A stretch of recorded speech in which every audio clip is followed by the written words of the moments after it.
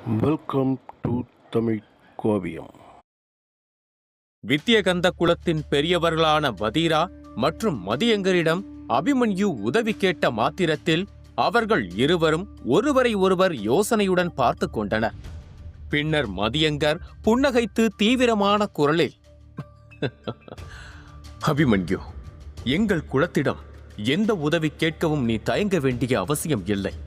நீ பத்ராவுக்கு ஆற்றிய உதவி மிகப்பெரியது. தற்போது அவன் நீ கொடுத்த அந்த பழங்கால இந்திரிய நுட்பத்தை கற்று வருகிறான். எனக்கும் வதீராவிற்கும் நீ செய்த கைமாறு மறக்க முடியாதது. பிரதாபரின் தாக்குதலில் இருந்து எங்களை நீ சரியான நேரத்தில் காப்பாற்றவில்லை என்றால் இந்நேரம் நாங்கள் உயிரோடு இருந்திருக்க மாட்டோம். எனவே யாளியர் குலத்தை பழிவாங்க உனக்கு எங்கள் உதவி தேவைப்பட்டால் கொஞ்சம் கூட கவலைப்படாதே. வித்தியகந்த குலம் எப்போதும் உன்னோடு நிற்கும் என்றார்.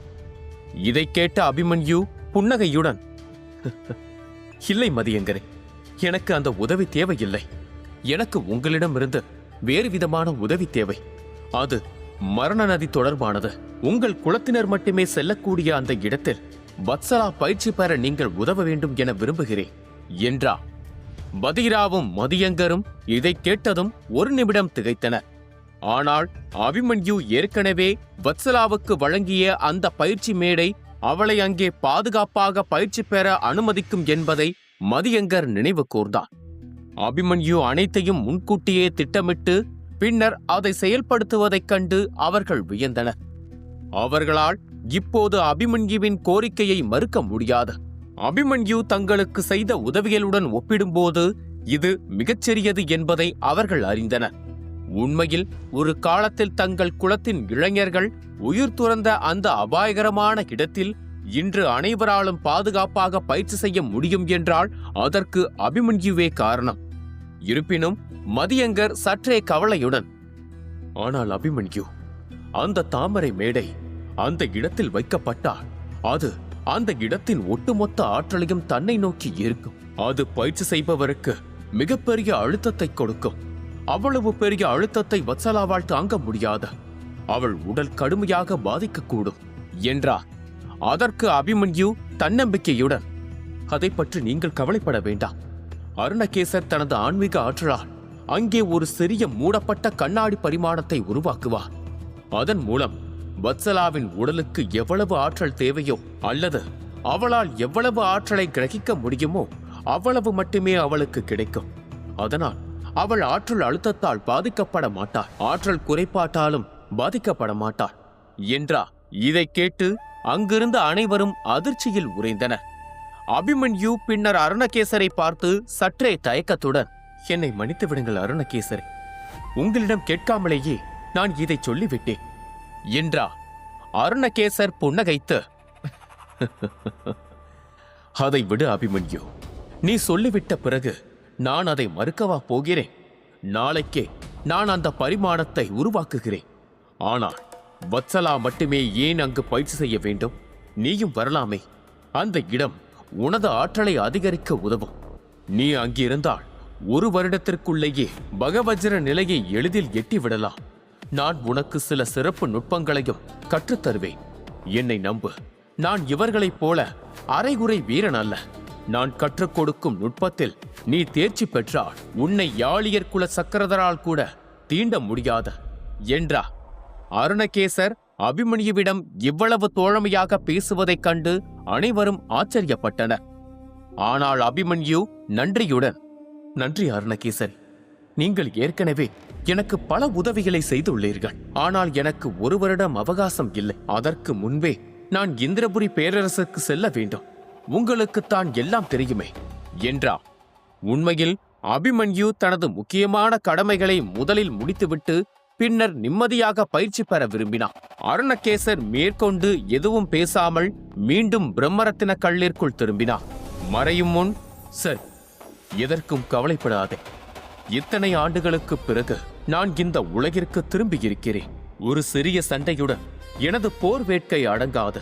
யாளியர் குலத்தின் மீதான தாக்குதலின் போது என்னை அழைக்க மறந்து விடாதே. நானும் வர வேண்டும். குறைந்தது 100 பேரை கொன்றால்தான் என் வேட்கை அடங்கும் என்றார். அவரது குரல் அனைவர் காதுகளிலும் எதிரொலித்தது. இதை கேட்ட பலரது முகம் மாறியது. அருணகேசர் வேண்டுமென்றேதான் இதை கூறினார் என்பதை அபிமன்யு புரிந்து கொண்டார். அவர் அபிமன்யுவுடன், நான் இருக்கிறேன், யாராவது நெருங்கினால் அவர்கள் என்னை சந்திக்க வேண்டி வரும் என்று சொல்லாமல் சொன்னார். அதே நேரத்தில் அமைதியாக அமர்ந்து அபிமன்யுவை பார்த்து கொண்டிருந்த வத்சலா மனதிற்குள் அளவற்ற மகிழ்ச்சி அடைந்தார். ஒரு தந்தை தன் மகளின் எதிர்காலத்திற்காக கடமையை ஆற்றுவது போல அபிமன்யு அவளது பயிற்சிக்கான பொறுப்பை ஏற்றுக்கொண்டார். நான் கடுமையாக பயிற்சி பெற்று ஒரு நாள் உனக்கு உதவியாக இருக்கும் அளவுக்கு வலிமை பெறுவேன். அப்போது என் குலப்பெரியவர்கள் மட்டுமல்ல, நீயும் என்னை கண்டு வியப்பாய் என்று அவள் தனக்குள் உறுதி கொண்டாள். சரியாக அந்த நேரத்தில் அபிமன்யு அதியரசன், எதுபாலர் மற்றும் தாமா ஆகியோரை நோக்கி வருத்தமான துணியில், நாங்கள் உங்கள் அனைவரிடமும் தனியாக பேசலாமா என்று கேட்டார். என்னதான் இருந்தாலும் அபிமன்யு ஒரு தேவோதய வீரன். அவர்கள் மூவரும் அவனை விட உயர்ந்தவர்கள். அதனால் அவர்கள் அழைத்துத்தான் அவன் செல்ல வேண்டுமே தவிர அவன் அழைத்து அவர்கள் வருவது மரியாதையாக இருக்காது. ஆனால் தாமாவும் அதியரசனும் அதற்கு மறுக்க மாட்டார்கள் என்பது அவனுக்கு தெரியும். ஆனால் எதுபாலரின் பார்வையில் ஒரு தேவோதிக வீரன் அத்தனை முக்கியமானவன் அல்ல. அதனால் எதுபாலர் என்ன சொல்ல போகிறார் என்று அனைவரும் ஆவலுடன் பார்த்தனர். சிலர் அவர் மறுத்து விடுவார் என்று எண்ணினர். ஆனால் யுகவஜ்ர நிலை வீரரான எதுபாலர் புன்னகைத்து, அபிமன்யு, அருணகேசர் மற்றும் தாமா போன்ற மகா வீரர்களால் கூட முடியாத ஒரு காரியத்தை என்னால் முடிக்க முடியும் என்று தோன்றவில்லை. இருப்பினும் என்னால் உனக்கு உதவ முடியும் என்று நீ நம்பினால் உனக்கு உதவ நான் தயாராக இருக்கிறேன்.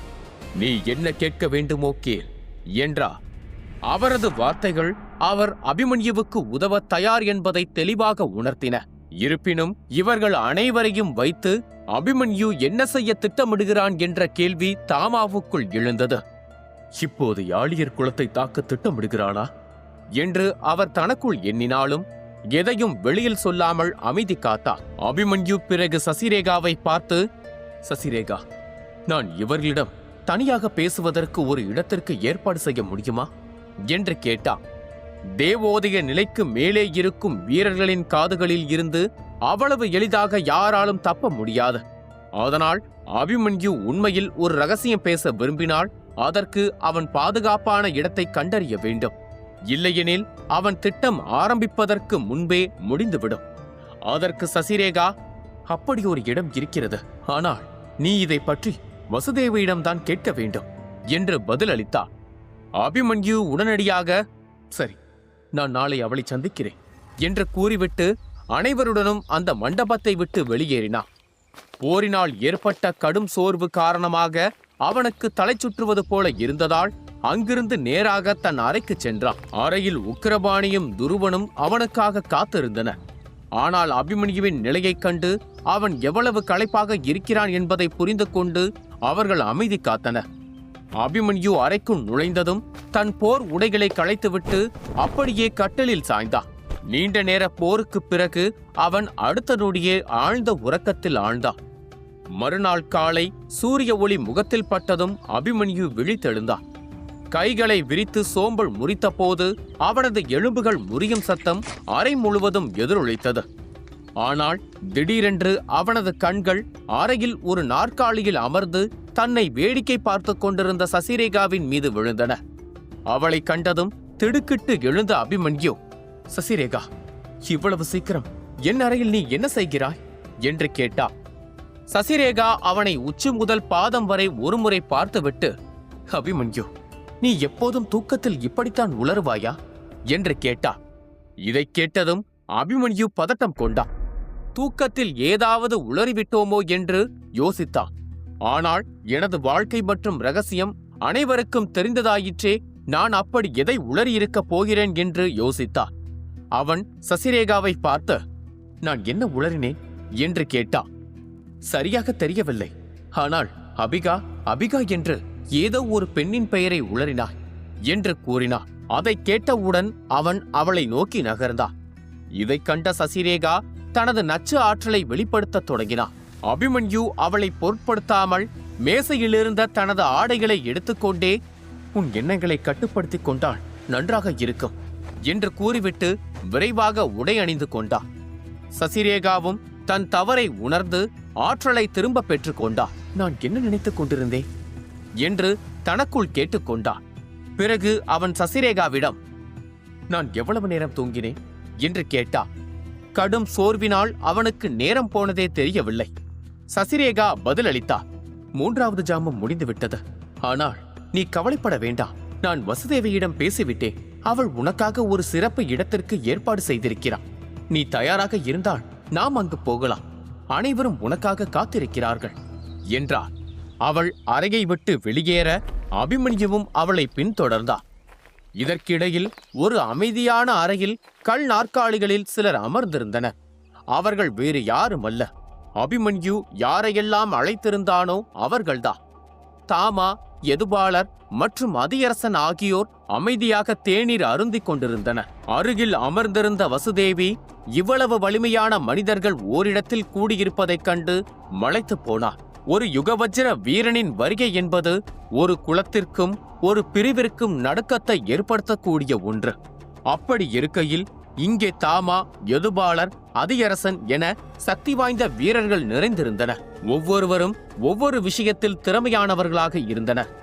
அவர்களை அங்கு பார்ப்பதே அவளுக்கு பிரமிப்பை அளித்தது. அந்த அறையில் ஒரு கனத்த அமைதி நிலவியது. அப்போது தாமா சற்றே எரிச்சலுடன், வசுதேவி, அபிமன்யு எங்கே என்று தெரியுமா என்று கேட்டார். அவர் மனதிற்குள், இந்த அபிமன்யு மாறவே இல்லை. இவ்வளவு நெருக்கடியான சூழலிலும் அவனால் எப்படி மணிக்கணக்கில் நிம்மதியாக தூங்க முடிகிறது? ஆனால் இறுதி வரை சளைக்காமல் போரிடுபவனும் இவன்தான் என்று நினைத்துக் கொண்டார். இதை கேட்ட வசுதேவி பதில் சொல்ல முடியாமல் கவலையுடன் அமர்ந்திருந்தார்.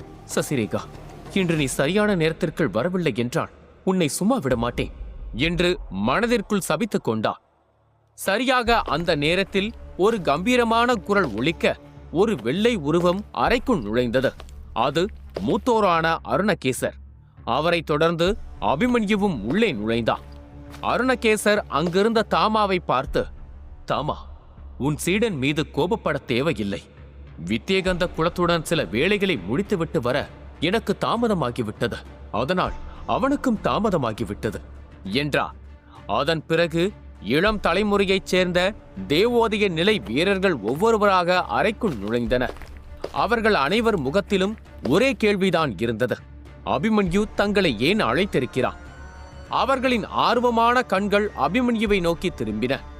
அனைவரும் தன்னை நோக்குவதைக் கண்ட அபிமன்யு தீவிரமான பார்வையுடன், எனக்கு உங்கள் அனைவரது உதவியும் தேவை. உங்களில் பெரும்பாலானோர் தேவோதய நிலையில் இருக்கிறீர்கள் என்று பேசிக் கொண்டிருக்கும் போதே அதியரசன் குறுக்கிட்டார்.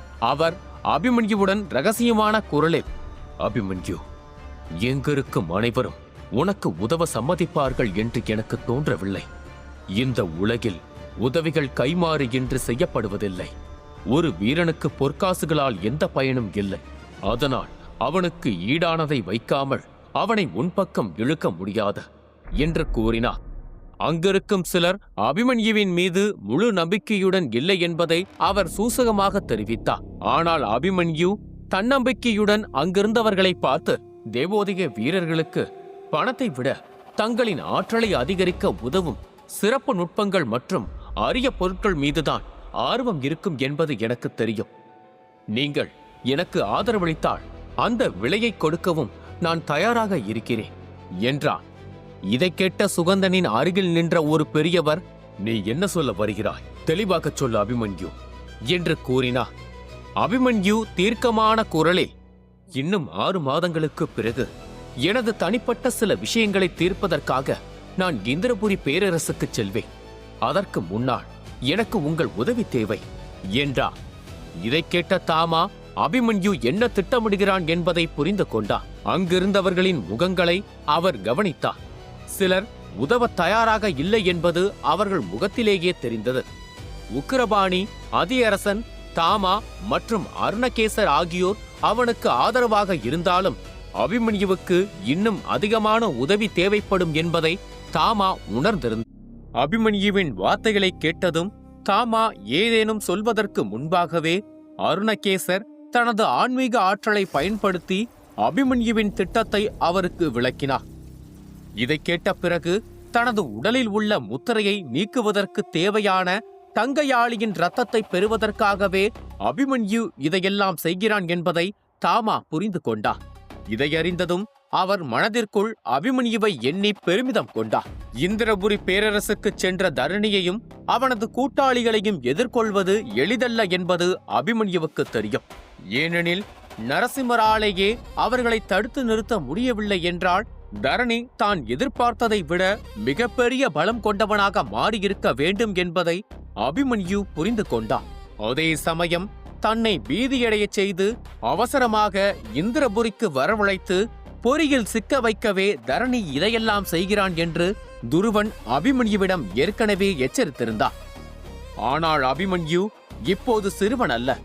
தாமாவின் ஆற்றல் முத்திரையை நீக்கிவிட்டால் அவரது உதவியுடன் தரணியையும் அவனது கூட்டாளிகளையும் சமாளிக்கும் தகுதியை தான் பெற்றுவிடலாம் என்று அவன் உறுதியாக நம்பினான். அங்கிருப்பவர்கள் அனைவரையும் சம்மதிக்க வைப்பது எளிதல்ல என்பதை தாமாவும் அறிந்திருந்தார். அவர் அபிமன்யுவை பார்த்தார். அபிமன்யு அங்கே கூடியிருந்த அனைவரையும் தனது கூர்மையான பார்வையால் அளவெடுத்துக் கொண்டிருந்தார். அனைவரது முகபாவனை மாறுவதை கவனித்த அருணகேசர் முன்னே வந்து கம்பீரமான குரலில், இங்கிருக்கும் அனைவருக்கும் தெரியும், தேவோதய நிலையை அடைந்த பிறகு ஆற்றலை அதிகரிப்பது எவ்வளவு கடினம் என்று. நீங்கள் இன்னும் வலிமை பெற விரும்பினால் அபிமன்யுவுக்கு உதவ வேண்டும். அதற்கு பிரதிபலனாக அபிமன்யு உங்களுக்கு தகுந்த விலையை கொடுப்பான் என்று மூத்தோன் அருணகேசர் ஆகிய நான் வாக்குறுதி அளிக்கிறேன் என்றார். அருணகேசர் போன்ற ஒரு யுகவஜ்ர வீரரிடமிருந்து வந்த இந்த வார்த்தைகளை கேட்டதும் அனைவரது கவனமும் அபிமன்யுவின் பக்கம் திரும்பியது. ஒரு தேவோதய வீரனால் தங்களுக்கு என்ன கொடுத்துவிட முடியும் என்று அவர்கள் வியந்தனர். அங்கிருக்கும் எவருக்கும் அபிமன்யு மீது முழுமையான நம்பிக்கை வரவில்லை.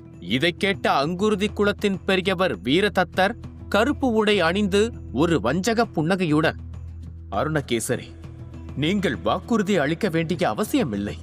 ஆனால் நாங்கள் என்ன செய்ய வேண்டும் என்று தெரியாமல் எங்களால் இதற்கு ஒத்துக்கொள்ள முடியாது. இன்றைய காலத்தில் ஒரு தேவோதய வீரன் தன் வாக்கை மீறினால் அவனும் அவனது குலமும் மரியாதையை இழக்க நேரிடும் என்பது உங்களுக்கே தெரியும். வாக்குறுதிகள் எங்களுக்கு எவ்வளவு மதிப்பானது என்பது அபிமன்யுவுக்கு தெரியும். வாக்குறுதி கொடுத்துவிட்டு மீறும் பழக்கம் எங்களுக்கு இல்லை. அதனால் என்ன செய்ய போகிறோம் என்று தெரியாமல் எங்களால் வாக்குறுதியை கொடுக்க முடியாது என்றார். வீரதத்தர் அங்கே சுகந்தனின் வேண்டுகோளின் பேரில்தான் வந்திருந்தார். அவரது பேச்சை கேட்ட உக்கிரபாணியும் சசிரேகாவும் சற்றே ஆத்திரமடைந்தனர். ஏனெனில் அபிமன்யு தனது உயிரை பணயம் வைத்து சுகந்தனை காப்பாற்றினான் என்பது அவர்களுக்கு தெரியும். அவர்களின் கோபத்தை கவனித்த அபிமன்யு அமைதியாக இருக்கும்படி சைகை செய்துவிட்டு நிதானமான குரலில், எனக்கு யாளியர் குலத்துடன் சில கணக்குகளை தீர்க்க வேண்டியுள்ளது. அதற்கு நீங்கள் உதவ வேண்டும். அதற்கு பிரதிபலனாக நான் உங்களுக்கு மகாபஜ்ர மாத்திரைகளை தருவேன். அந்த மாத்திரைகளை பற்றி நீங்கள் கேள்விப்பட்டிருப்பீர்கள்.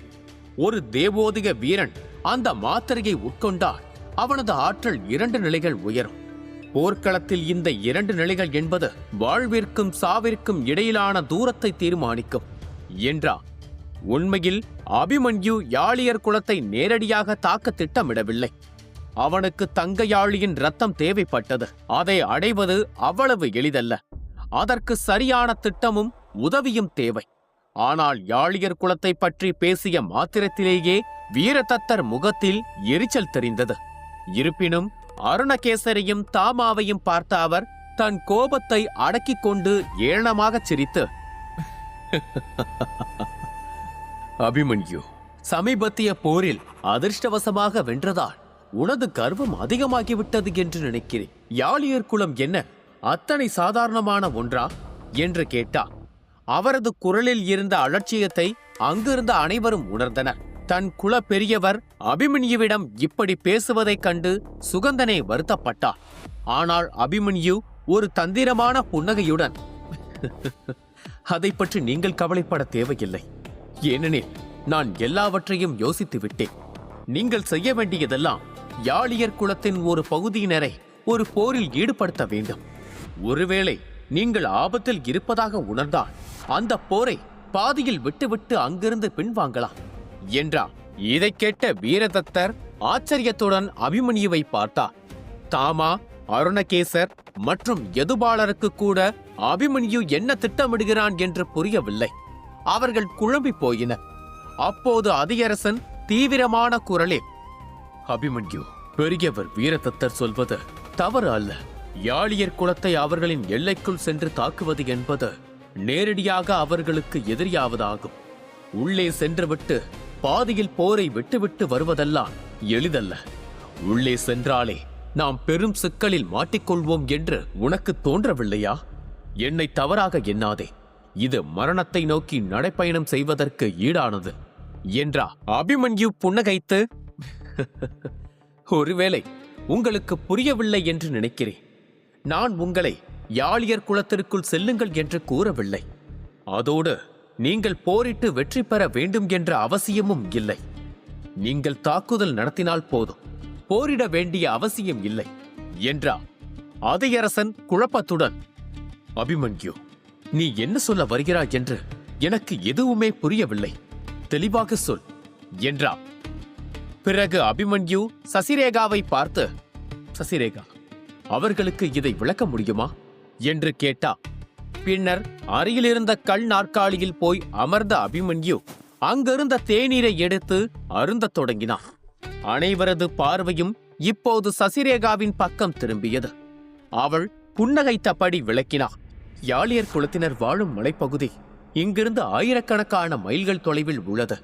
நான் ஏற்கனவே அவர்களை பற்றிய தகவல்களை சேகரிக்க ஆட்களை அனுப்பிவிட்டேன்.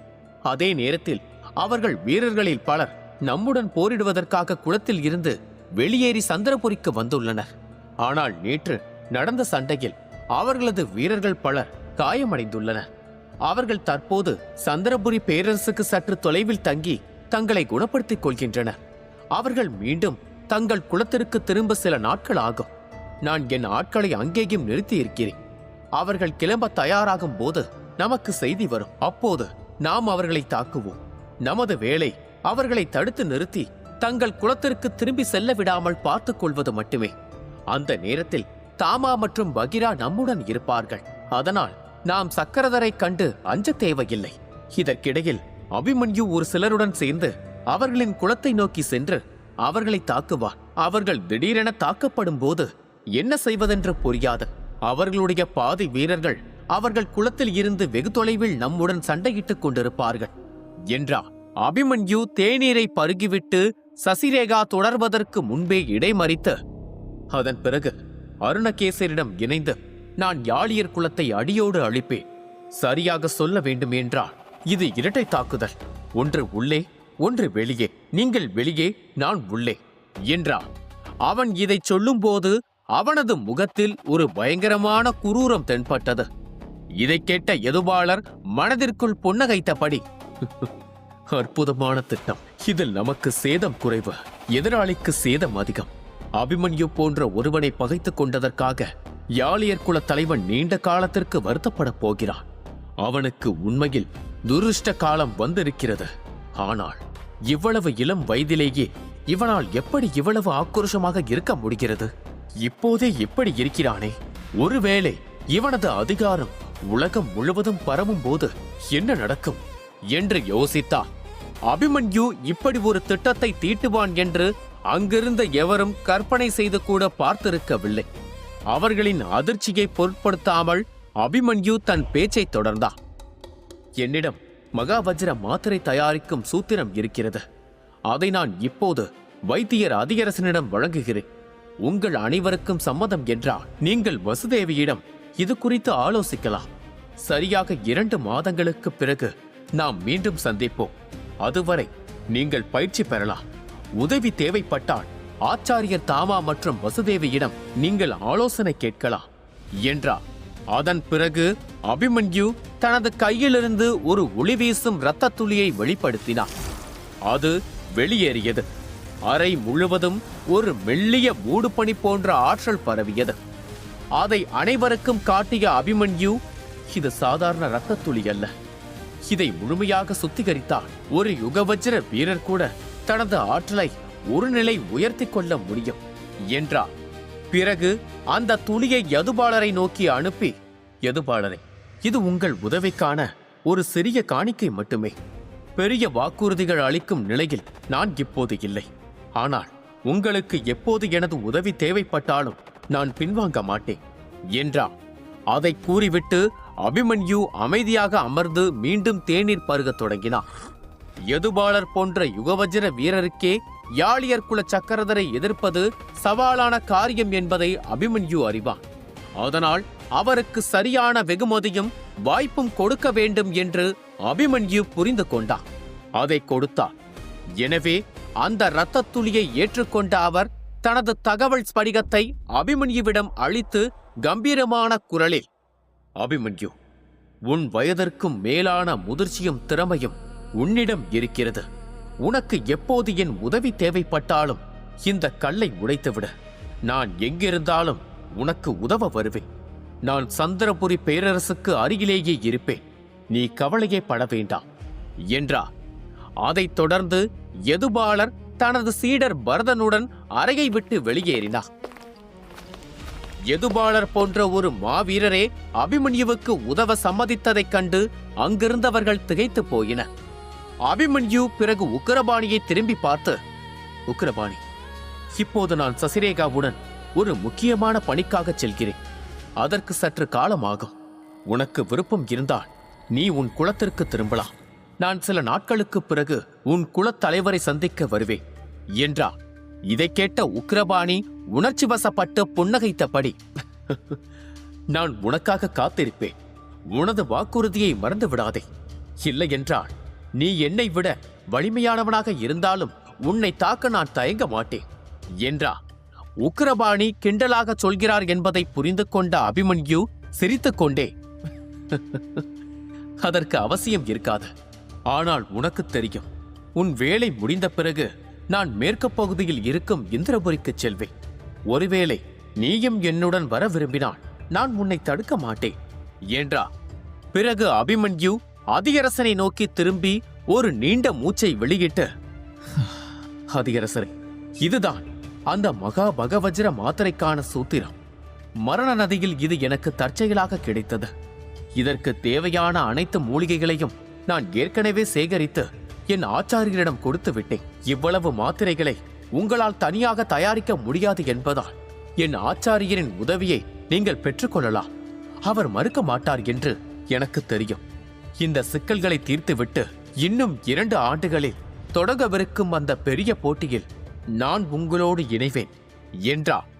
இதை கேட்ட அதியரசன், அபிமன்யு, நீ இதையெல்லாம் என்னிடம் சொல்ல தேவையில்லை. நீ வாக்குறுதியை மீறாதவன் என்று எனக்கு தெரியும்.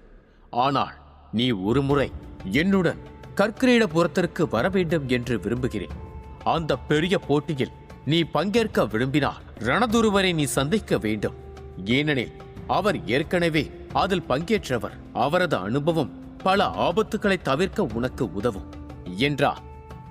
அபிமன்யு புன்னகையுடன் தலையசைத்து, ஆமாம், கற்கிரீடபுரத்தை பற்றி நீங்கள் ஏற்கனவே சொல்லியிருந்தீர்கள். நான் முற்றிலுமாக அதை மறந்துவிட்டேன்.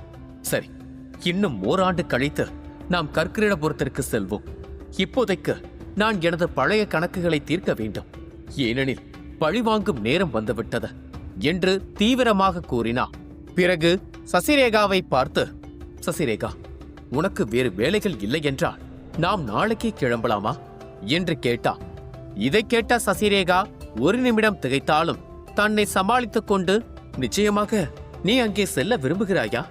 அந்த இடம் மிகவும் அபாயகரமானது. அங்கே வாழும் மாய மிருகங்கள் மிகவும் கொடூரமானவை. எந்த ஒரு குலமும் இதுவரை அங்கே நிலை பெற முடிந்ததில்லை. அங்கே செல்ல பல வழிகள் உள்ளன. ஆனால் திரும்புவது என்பது நம் கையில் இல்லை என்றார். அவளது குரலில் ஒரு மெல்லிய நடுக்கம் இருந்தது. அபிமன்யு அவளது அச்சத்தை உணர்ந்து புன்னகைத்து, உன்னை நச்சு பள்ளத்தாக்கிற்கு அழைத்துச் செல்வதாக நான் வாக்குறுதி அளித்தேன். பயத்தினால் நான் பின்வாங்கினால் நான் கொடுத்த வாக்குறுதிக்கு என்ன மதிப்பு? அதன் பிறகு என்னை யார் நம்புவார்கள்? அதனால் கவலைப்படாதே. என்ன நடந்தாலும் நாம் அங்கு போய்தான் ஆக வேண்டும் என்றார்.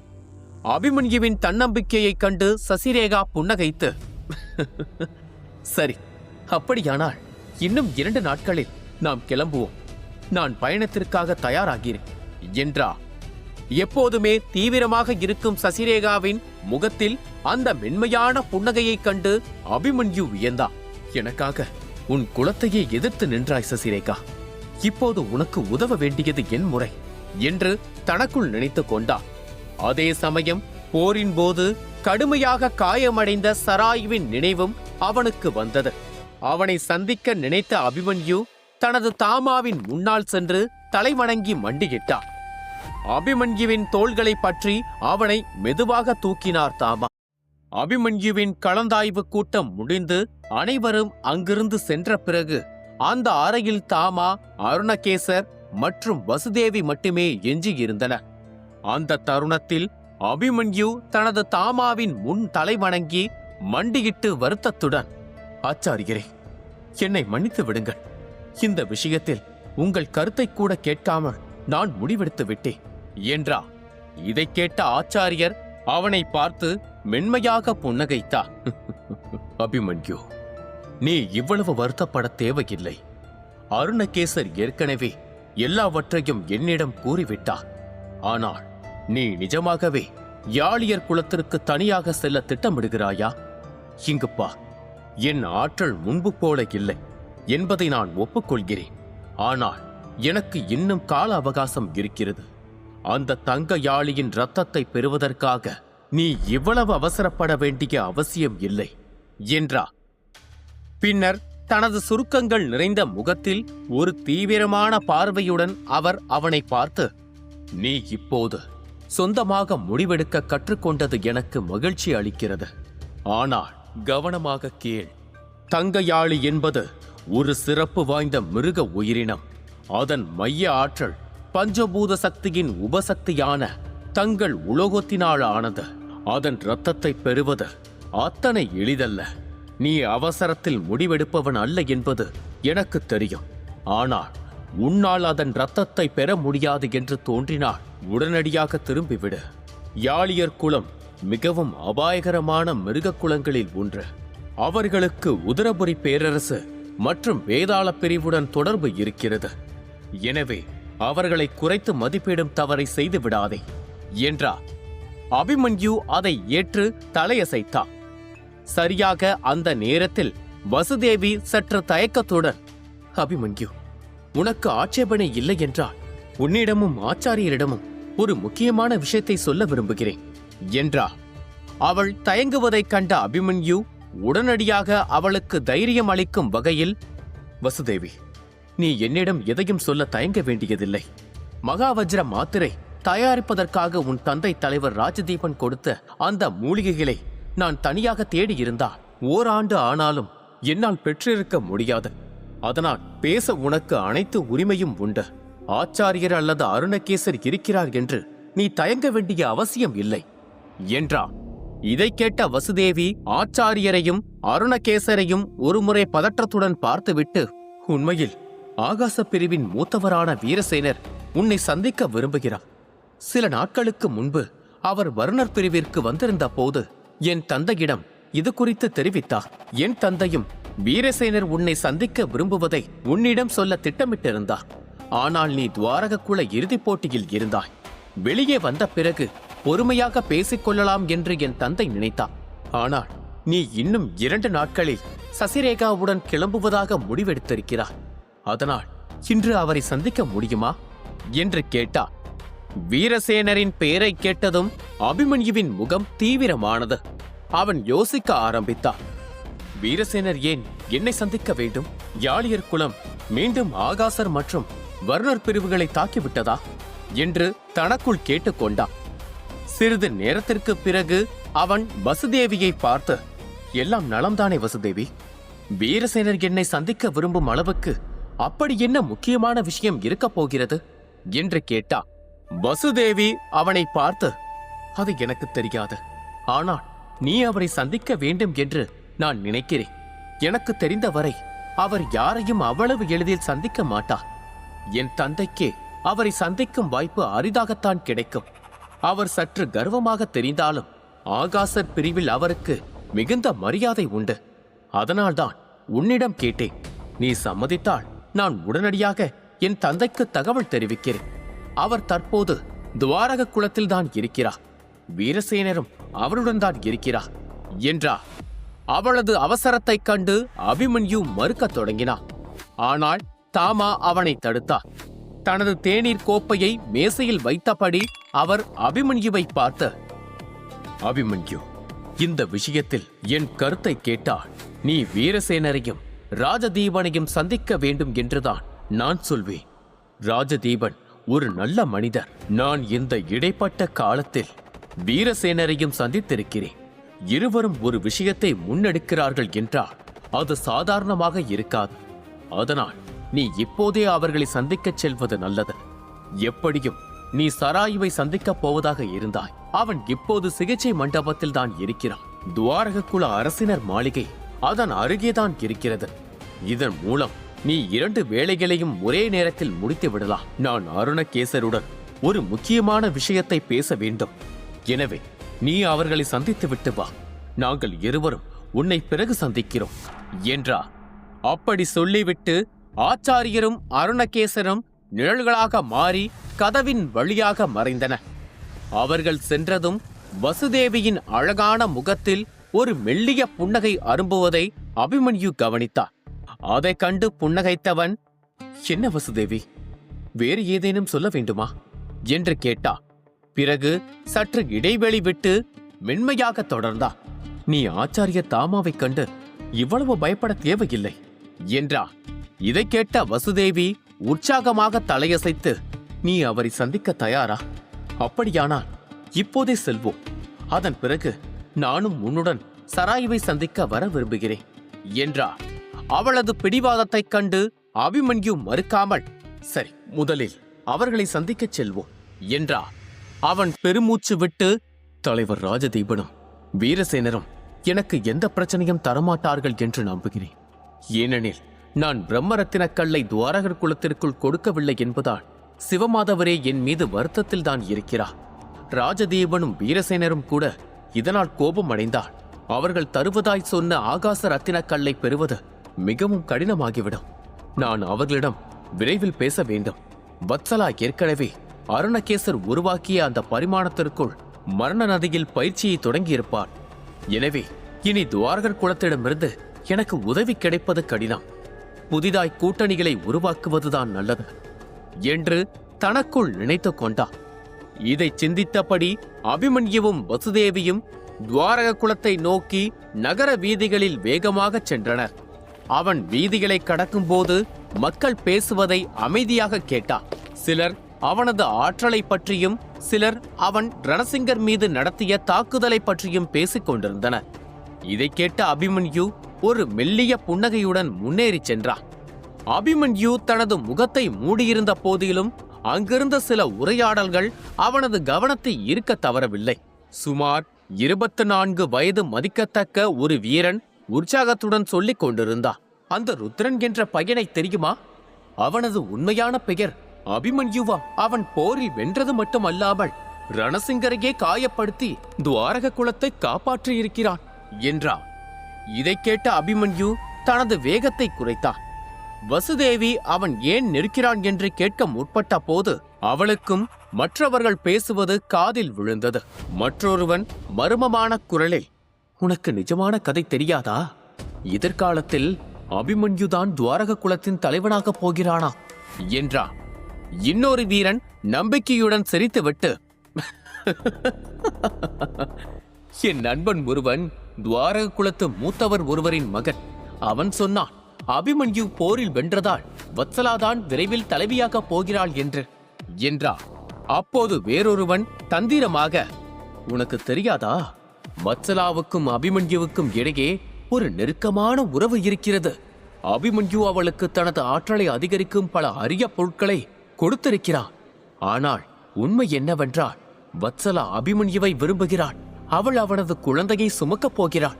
அதனால் நானும் சொல்கிறேன், எதிர்காலத்தில் அபிமன்யுதான் இந்த குலத்தின் தலைவராவான் என்றார். இதை கேட்டதும் அபிமன்யு மற்றும் வசுதேவி இருவருக்குள்ளும் ஆத்திரம் பொங்கியது. அவர்களின் ஆற்றல் லேசாக வெளிப்பட்டது. அந்த வீரர்கள் இவர்களை கவனித்ததும் பீதியடைந்தனர். அது வர்ணர் குல தலைவரின் மகள் வசுதேவி. அப்புறம் அந்த இளைஞன் என்று அனைவரும் பயங்கொண்டனர். அபிமன்யுவை சுற்றியிருந்த பல வண்ண ஆற்றலை கண்ட அவர்கள் நடுக்கத்துடன், ஒருவேளை இவன்தான் அபிமன்யுவா என்று தனக்குள் கேட்டுக்கொண்டனர். அவனது கோபத்தையும் மிரட்டல் மின்னல் ஆற்றலையும் உணர்ந்த அவர்களில் ஒருவன் திணறினான். நாங்கள் தவறாக எதுவும் சொல்லவில்லை, குலத்திற்குள் யாரோ சொல்லித்தான் எங்களுக்கு தெரியும் என்றான். அபிமன்யு அவர்களை ஒரு நிமிடம் உற்று பார்த்தான். பிறகு அங்கிருந்து கிளம்ப முடிவெடுத்தான். இதெல்லாம் என் தவறுதான் என்று தனக்குள் நினைத்துக் கொண்டான். இப்படிப்பட்ட வதந்திகளால் வத்சலா தனது குலத்து பெரியவர்களிடம் எவ்வளவு திட்டு வாங்கியிருப்பாள் என்பதை அவன் உணர்ந்தான். போரில் வென்ற பிறகு அவனது அந்தஸ்து உயர்ந்திருந்தாலும் அவள் எவ்வளவு மன உளைச்சலுக்கு ஆளாகியிருப்பாள் என்பதை அவனால் உணர முடிந்தது. ஆனாலும் அவள் அவனுக்கு எப்போதும் உதவியாகவே இருந்திருக்கிறாள். அந்த சிந்தனையுடன் அபிமன்யு, நடப்போம், நாம் ஏற்கனவே அதிக நேரத்தை வீணடித்து விட்டோம் என்று கூறிவிட்டு தனது ஆற்றல் சிறகுகளை விரித்து அதிவேகமாக பறந்தான். வசுதேவியும் தனது சிறகுகளை விரித்து அவனை துரத்தினான். அவளை பார்த்த அபிமன்யு, உனது பிரம்மசக்கர சாகுபடி நன்றாகவே வளர்ந்திருக்கிறது. நீ பவித்ரோதய நிலையின் 4ஆம் கட்டத்தை எட்டிவிட்டாய். விரைவில் 5ஆம் கட்டத்தை அடைவாய் என்று என்னால் உணர முடிகிறது என்றா. இதை கேட்ட வசுதேவி எரிச்சலுடன், இவன் எப்போதும் என்னை கிண்டல் செய்து கொண்டே இருக்கிறான். ஒரு நாள் இவனை விட வலிமையாகி இவனை பழிவாங்க வேண்டும் என்று தனக்குள் நினைத்தாள். பின்னர் தனது உணர்வுகளை மறைத்துக் கொண்டு அவள் இன்னும் வேகமாக பறந்தாள். இதற்கிடையில் துவாரகர் குலத்திற்கு வெளியே தலைவர் ராஜதீபனும் வீரசேனரும் சிவமாதவரிடம் பேசிக்கொண்டே வெளியே வந்து கொண்டிருந்தனர். திடீரென்று ராஜதீபன் தூரத்தில் இருந்து வரும் ஆற்றலை கவனித்தார். இந்த ஆற்றல், இது அபிமன்யுடையது ஆயிற்றே, அவன் இங்கேதான் வருகிறானா என்று கேட்டார். சிவமாதவரும் அதை உணர்ந்து, நிச்சயமாக இது அபிமன்யுவின் ஆற்றல்தான் என்று கூறினார். வானத்தை பார்த்த அவர் நெருங்கி வரும் ஆற்றலைக் கண்டு லேசான பொறாமையுடன், அபிமன்யுவின் அதிர்ஷ்டத்தைக் கண்டு எனக்கே பொறாமையாக இருக்கிறது என்று எண்ணினார். அதே சமயம் வீரசேனர் ஆச்சரியத்துடன் யோசிக்க துவங்கினார். என்னால் நம்பவே முடியவில்லை. 7 மாதங்களுக்கு முன்பு நான் அபிமன்யுவை சந்தித்த போது அவன் அமரோதய நிலையின் 2ஆம் கட்டத்தில் தான் இருந்தான். இப்போது அவனது ஆற்றலை பார்த்தால் நான் அவனுடன் போரிட்டால் கூட என்னால் வெல்ல முடியுமா என்று உறுதியாக சொல்ல முடியாத இத்தகைய வளர்ச்சியோ அதிர்ஷ்டத்தையோ நான் யாரிடமும் பார்த்தது இல்லை. அவன் எனது யோசனைக்கு சம்மதிப்பான் என்று நம்புகிறேன். இல்லை என்றால் நான் சிவமாதவரின் உதவியை நாட வேண்டியிருக்கும். ஆனால் அதில் எனக்கு கொஞ்சம் கூட விருப்பம் இல்லை என்று தனக்குள் நினைத்து கொண்டார். அப்போது துவாரக குலத்தின் நுழைவாயிலில் 2 நிழல்கள் வந்து இறங்கின. அது அபிமன்யு மற்றும் வசுதேவி. தலைவர் சிவமாதவர், ராஜதீபன் மற்றும் மூத்தவர் வீரசேனர் தன்னை நோக்குவதைக் கண்ட அபிமன்யு அவர்களை நோக்கி நடந்தார். ராஜதீபன் தீவிரமான குரலில், அபிமன்யு, நீ சசிரேகாவுடன் நச்சு பள்ளத்தாக்கிற்கு செல்லப் போகிறாயா? ஒருவேளை அது உண்மையென்றால் உன்னை நீ பத்திரமாக பார்த்து கொள்ள வேண்டும். அந்த இடம் சித்திரவதன தீவின் ஒரு பகுதியாக இருக்கலாம். ஆனால் சித்திரவதன விதிகள் அங்கே செல்லாது. அது முற்றிலும் மாறுபட்ட உலகம், மிகவும் ஆபத்தான இடமும் கூட. சசிரேகாவைப் போல நச்சு ஆற்றல் கொண்டவர்கள் மட்டுமே அங்கு வசிக்கிறார்கள். அவர்களுக்கு மின்னல் ஆற்றல் கொண்டவர்களை பிடிக்காது. அதனால் எச்சரிக்கையாக இரு என்றார். அபிமன்யு புன்னகையுடன், நன்றி தலைவர் சிவமாதவர் அவர்களே, நான் பார்த்துக் கொள்கிறேன் என்று பதிலளித்தான். பிறகு மெதுவாக, உண்மையில் நான் தலைவர் ராஜதீபனை சந்திக்கவே வந்தேன் என்றார். வசுதேவி அவனுடன் இருப்பதைக் கண்ட ராஜதீபன் அனைத்தையும் புரிந்து கொண்டார். புன்னகையுடன் வீரசேனரை சுட்டிக்காட்டி, நீ வசுதேவியுடன் வந்தது நல்லது. பெரியவர் வீரசேனர் உன்னிடம் ஏதோ முக்கியமான விஷயம் பேச வேண்டும் என்கிறார். எங்கள் குலத்தின் தங்குமிடத்திற்கு வர முடியுமா? இது ஒரு தனிப்பட்ட விஷயம் என்று கூறினார். ராஜதீபன் தயங்குவதைக் கண்ட வீரசேனர் நேரடியாக பேசினார். தயங்க தேவையில்லை தலைவர் ராஜதீபன் அவர்களே என்று கூறிவிட்டு அவர் அபிமன்யுவை பார்த்து, அபிமன்யு, நான் உன்னிடம் ஒரு முக்கியமான விஷயத்தை பற்றி பேச வேண்டும்.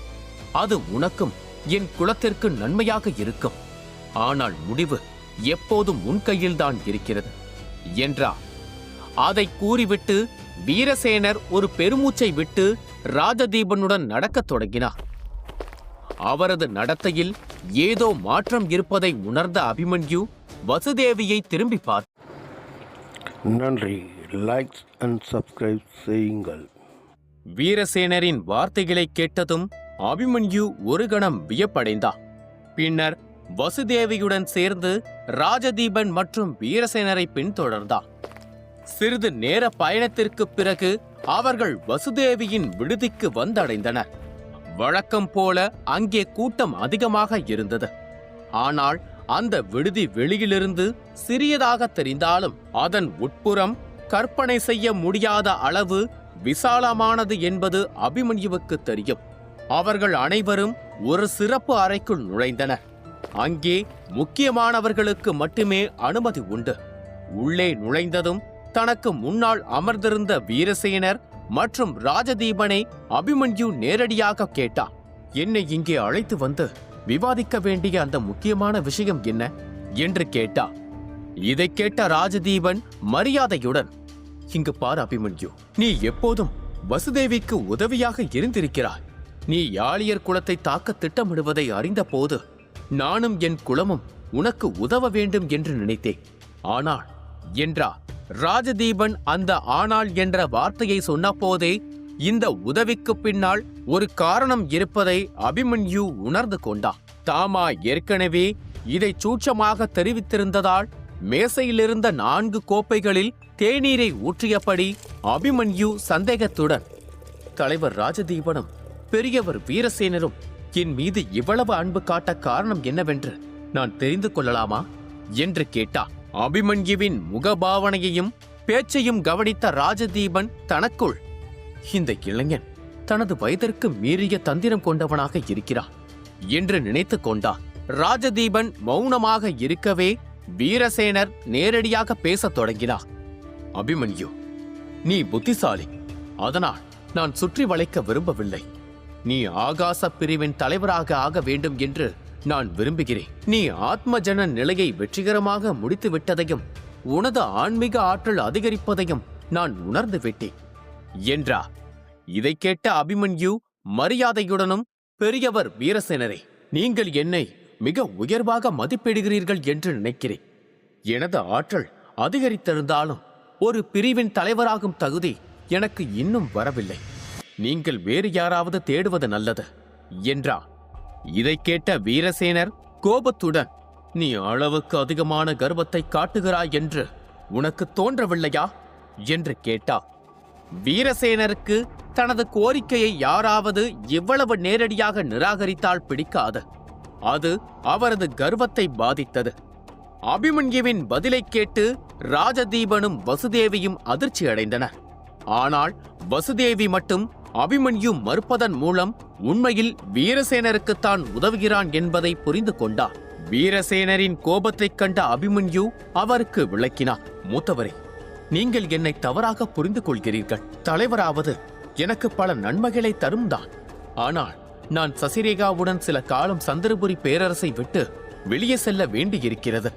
அது மட்டுமல்லாமல் எனக்கு ஏற்கனவே உதரபுரி பேரரசு மற்றும் வேதாள பிரிவினருடன் பகை உள்ளது. நான் ஆகாச பிரிவுடன் இணைந்திருப்பது அவர்களுக்கு தெரிந்தால் அது உங்கள் ஒட்டுமொத்த குலத்திற்கு பெரும் ஆபத்தை விளைவிக்கும். எனது வருகை உங்களை ஆபத்தில் தள்ளுவதை நான் விரும்பவில்லை. தயவு செய்து என் நோக்கத்தை தவறாக எண்ணாதீர்கள் என்றார். இதை கேட்ட வீரசேனர் வியப்படைந்தார். அவரது முகத்தில் இருந்த கோபம் மறைந்து ஆச்சரியம் பிறந்தது. இந்த இளைஞன் தனது வயதிற்கு மீறிய பலமான எதிரிகளை சம்பாதித்து வைத்திருக்கிறார் என்று அவர் சிந்தித்தார். இருப்பினும் அனுபவசாலியான வீரசேனருக்கு ஒன்று தெரிந்திருந்தது. அபிமன்யுவுக்கு சிறிது காலம் கொடுத்தால் அவன் இந்த உலகின் மகா வீரர்களில் ஒருவனாக மாறி நிற்பான். அப்போது அவனது பெயரோடு சேர்த்து ஆகாசர் பிரிவின் அந்தஸ்து எங்கோ போய் நிற்கும் என்று யோசித்தார். இதனால்தான் அவர் ஏற்கனவே தாமாவோடும் இது குறித்து பேசியிருந்தார். அறையில் நிசப்தம் நிலவியது. வசுதேவி தேநீர் ஊற்றும் சத்தம் மட்டுமே கேட்டது. அந்த அமைதியை ஒரு புன்னகையுடன் கலைத்த அபிமன்யு, உங்களுக்கு ஆட்சேபனை இல்லை என்றால் நான் ஒரு யோசனை சொல்ல விரும்புகிறேன் என்றார். ராஜதீபனும் வீரசேனரும் அவனிடமிருந்து தேநீரை பெற்றுக்கொண்டு, அபிமன்யு, நீ பேசுவதற்கு அனுமதி கேட்க தேவையில்லை. உன்னை தலைவராகும் தகுதி கொண்டவனாக நாங்கள் கருதுகிறோம் என்றால் உனது கருத்துக்களை கேட்கவும் நாங்கள் தயாராகவே இருக்கிறோம் என்றனர். உடனே அபிமன்யு, உங்களுக்கு விருப்பம் இருந்தால் சராயுவை உங்கள் பிரிவின் தலைவராக்கலாம். அவன் தனது குலத்தின் கடைசி வாரிசு. அவன் ஒரு தெய்வீக நாகக்குலத்தைச் சேர்ந்தவன் என்பது உங்களுக்கு தெரியும். தற்போது அவனது ஆற்றல் அமரோதியின் நிலையின் 2ஆம் கட்டத்தில் இருந்தாலும் அவனது எதிர்கால வளர்ச்சி அளவிட முடியாதது என்றார். உண்மையில் அபிமன்யுவுக்கு உதரபுரி பேரரசு மற்றும் வேதாள பிரிவை கண்டு பயம் கிடையாது. அவர்களை பழிவாங்கவே அவன் காத்திருந்தான். ஆனால் சராயு தலைவரானால் வருங்காலத்தில் தனக்கு ஒரு பலமான கூட்டாளி கிடைப்பான் என்பது அவனது கணக்கு. ராஜதீபன் சந்தேகத்துடன், ஆனால் சராயு இதற்கு சம்மதிப்பானா? தெய்வீக குலத்தைச் சேர்ந்தவர்கள் ஓரிடத்தில் கட்டி போடப்படுவதை விரும்ப மாட்டார்கள் என்றார். வீரசேனர் எதையும் பேசாமல் அமைதியாக தேநீர் பருகிக் கொண்டிருந்த அபிமன்யுவையே பார்த்து கொண்டிருந்தார். இதைக் கண்ட வசுதேவிக்கு அபிமன்யு மீது லேசான கோபம் வந்தது. இவ்வளவு பெரிய எதிரிகள் இருக்கிறார்கள். அப்படி இருக்கையில் இந்த தலைமை பதவியை அவன் ஏற்றியிருந்தால் அவனது அதிகாரமும் பலமும் பல மடங்கு பெருகி இருக்கும். அதன் மூலம் அவனது எதிரிகளை அவன் எளிதாக சமாளிக்கலாமே என்று அவள் கருதினாள். அதே சமயம் மற்றொரு அமைதியான அறையில் சிவமாதவர், செல்வராயர் மற்றும் 3 பெரியவர்கள் கூடியிருந்தனர். செல்வராயர் கவலையுடன், அபிமன்யு தலைவராவதை நாம் அனுமதிக்க கூடாது. அவன் ஆகாசர் குல தலைவரானால் சந்திரபுரி பேரரசில் துவாரகர் குலத்தின் செல்வாக்கு குறைந்துவிடும். அவனுக்கு ஏற்கனவே 2 யுகவஜ்ர வீரர்களின் ஆதரவு இருக்கிறது. மக்கள் அவனிடம் குவிய தொடங்குவார்கள். அப்போது ஆகாசர் குலம் உயரும், மற்ற குலம் கீழே இறங்கும். அதனால் நாம் அவனை தடுத்தே ஆக வேண்டும் என்றார். உண்மையில் அபிமன்யுவிடம் இன்னும் பிரம்மரத்தினக்கள் இருப்பது செல்வராயருக்கு எரிச்சலை தந்தது. ஒரு நாள் அபிமன்யு தங்களை மிஞ்சும் அளவுக்கு வளர்ந்து தங்கள் குலத்திற்கே அழுத்தம் கொடுப்பானோ என்று அவர் அஞ்சினார். இதைக் கேட்ட மற்ற பெரியவர்களும், செல்வராயர் சொல்வது சரிதான், தலைவர் சிவமாதவர் அவர்களே என ஆமோதித்தனர். ஆனால் சிவமாதவர் உறுதியாக, அபிமன்யுவுக்கு ஆரம்பத்தில் உதவாததன் மூலம் ஏற்கனவே அவன் மனதில் நாம் பெரும் கசப்பை உருவாக்கிவிட்டோம். அவனிடம் அதிகரசன், வனபதி போன்ற திறமையான கூட்டாளிகள் உள்ளனர். வலிமையான மனிதர்களை தன் பக்கம் ஈர்ப்பது அவனுக்கு கடினமான காரியம் அல்ல. இந்த முறை நான் அவனுக்கு ஆதரவளிக்க முடிவு செய்துவிட்டேன் என்றார். பின்னர் அவர் தன் பேச்சை தொடர்ந்து, அபிமன்யு யாளியர் குலத்தை தாக்க திட்டமிடுவதை நான் அறிந்து கொண்டேன். நான் அவனுக்கு உதவப் போகிறேன். அனைத்தையும் தாண்டி அவன் வத்சலாவுக்கு உதவினான். இப்போது சசிரேகாவுடன் நச்சு பள்ளத்தாக்கிற்கு செல்கிறான். இதுவரை யாரும் உயிருடன் திரும்பாத அந்த இடத்திற்கு சென்று அவளது நச்சு உடலை கட்டுப்படுத்த அவன் உதவப் போகிறான். அவன் அங்கிருந்து பாதுகாப்பாக திரும்பினாள் யாளியர் குலத்தை தாக்குவதில் நமது குலம் அவனுக்கு துணையாக நிற்கும். அவர்களை பற்றிய தகவல்களை சேகரிக்க ஆட்களை அனுப்புங்கள் என்று கூறிவிட்டு அறையை விட்டு வெளியேறினார். அதே நேரத்தில் சசிரேகா ஒரு இருண்ட பகுதியில் சிவப்பு மற்றும் நீல நிற ஒளியால் சூழப்பட்ட ஒரு கருப்பு நிழல் பரிமாணத்திற்குள் இருந்து வத்சலாவை கவனித்துக் கொண்டிருந்தான். சசிரேகா மௌனமாக இருப்பதைக் கண்ட வதிரா திருப்தியுடன், வத்சலா இங்கு வந்ததிலிருந்து இடைவிடாது பயிற்சி பெற்று வருகிறாள். விரைவில் அவள் அமரோதியின் நிலையின் 2ஆம் கட்டத்தை தாண்டி விடுவாள் என்று நினைக்கிறேன். இந்த பயிற்சி தலமும் அருணகேசர் உருவாக்கிய பாதுகாப்பு வளையமும் அவளது பயிற்சியின் வேகத்தை வெகுவாக அதிகரித்துள்ளன என்றார். மரண நதியின் அடியே இருக்கும் மரணப் பிளவிலிருந்து ஆற்றல்கள் திரண்டு வரும் அந்த இருண்ட பகுதியை அவர் ஒருமுறை நோக்கினார். பின்னர் சசிரேகா அவரை பார்த்து நன்றியுடன், வத்சலாவை பார்த்துக் கொள்வதற்கு நன்றி பெரியவர் வதிரா அவர்களே என்றார். வதிரா புன்னகைத்து, எனக்கு நன்றி சொல்ல தேவையில்லை. இந்த இடம் வித்யகந்த குலத்திற்கு சொந்தமானதாக இருந்தாலும் எங்களால் இதை முழுமையாக பயன்படுத்த முடியவில்லை. அபிமன்யு அந்த விருத்திர மின்னல் சக்தியை கட்டுப்படுத்தவில்லை என்றால் நாம் யாராலும் இங்கே தங்கியிருக்க முடியாது. அந்த இளைஞன் உண்மையிலேயே இரக்க குணம் கொண்டவன். அவன் உறவுகளை மதிக்கிறான். தன் மனிதர்களை ஒருபோதும் கைவிடுவதில்லை. அவனுடன் இணைந்திருக்க வத்சலா கொடுத்து வைத்தவன். இதன் மூலம் துவாரக குலம் பெரும் நன்மையடையும் என்றார். இதை கேட்ட சசிரேகாவின் முகத்தில் ஒரு மெல்லிய சோகம் படர்ந்தது. அவளும் அபிமன்யுவை விரும்பத் தொடங்கி இருந்தாள். ஆனால் அவளது விதியும் வத்சலாவின் விதியும் ஒன்றுதான் என்பது அவளுக்கு தெரியும்.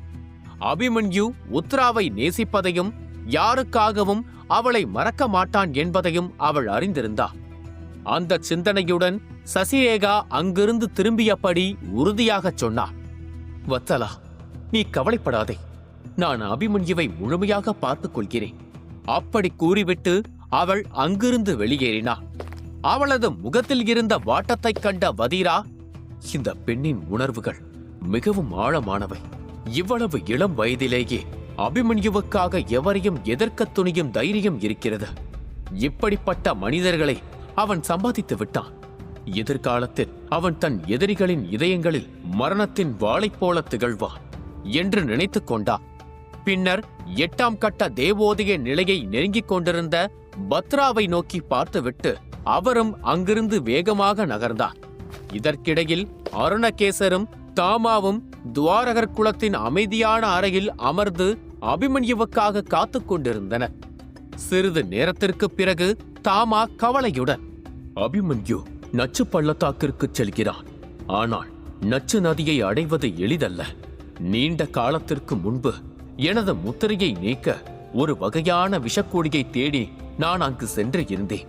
அங்கே பகவஜர நிலையில் இருந்த ஒரு பெண்ணை சந்தித்தேன். அவளது ஆற்றல் யுகவஜர நிலையில் இருந்திருந்தால் நானே திணறி இருப்பேன். அந்த அளவுக்கு வலிமையானவன். அங்கிருக்கும் காற்று கூட கொடிய நச்சு நிறைந்தது. எனது ஆற்றல் அங்கே மிக வேகமாக வற்ற ஆரம்பித்தது என்றார்.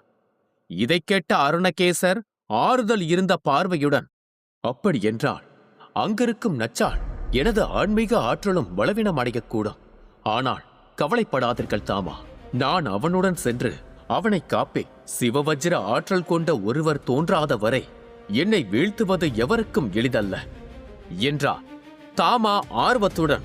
ஆனால் அருணகேசரி, ஆன்மீக ஆற்றல் மூலம் யுகவஜ்ர நிலையை எட்டிய உங்களைப் போன்ற மாவீரர் எப்படி இந்த நிலைக்கு ஆளானார் என்பதை புரிந்து கொள்ளவே முடியவில்லை என்றார்.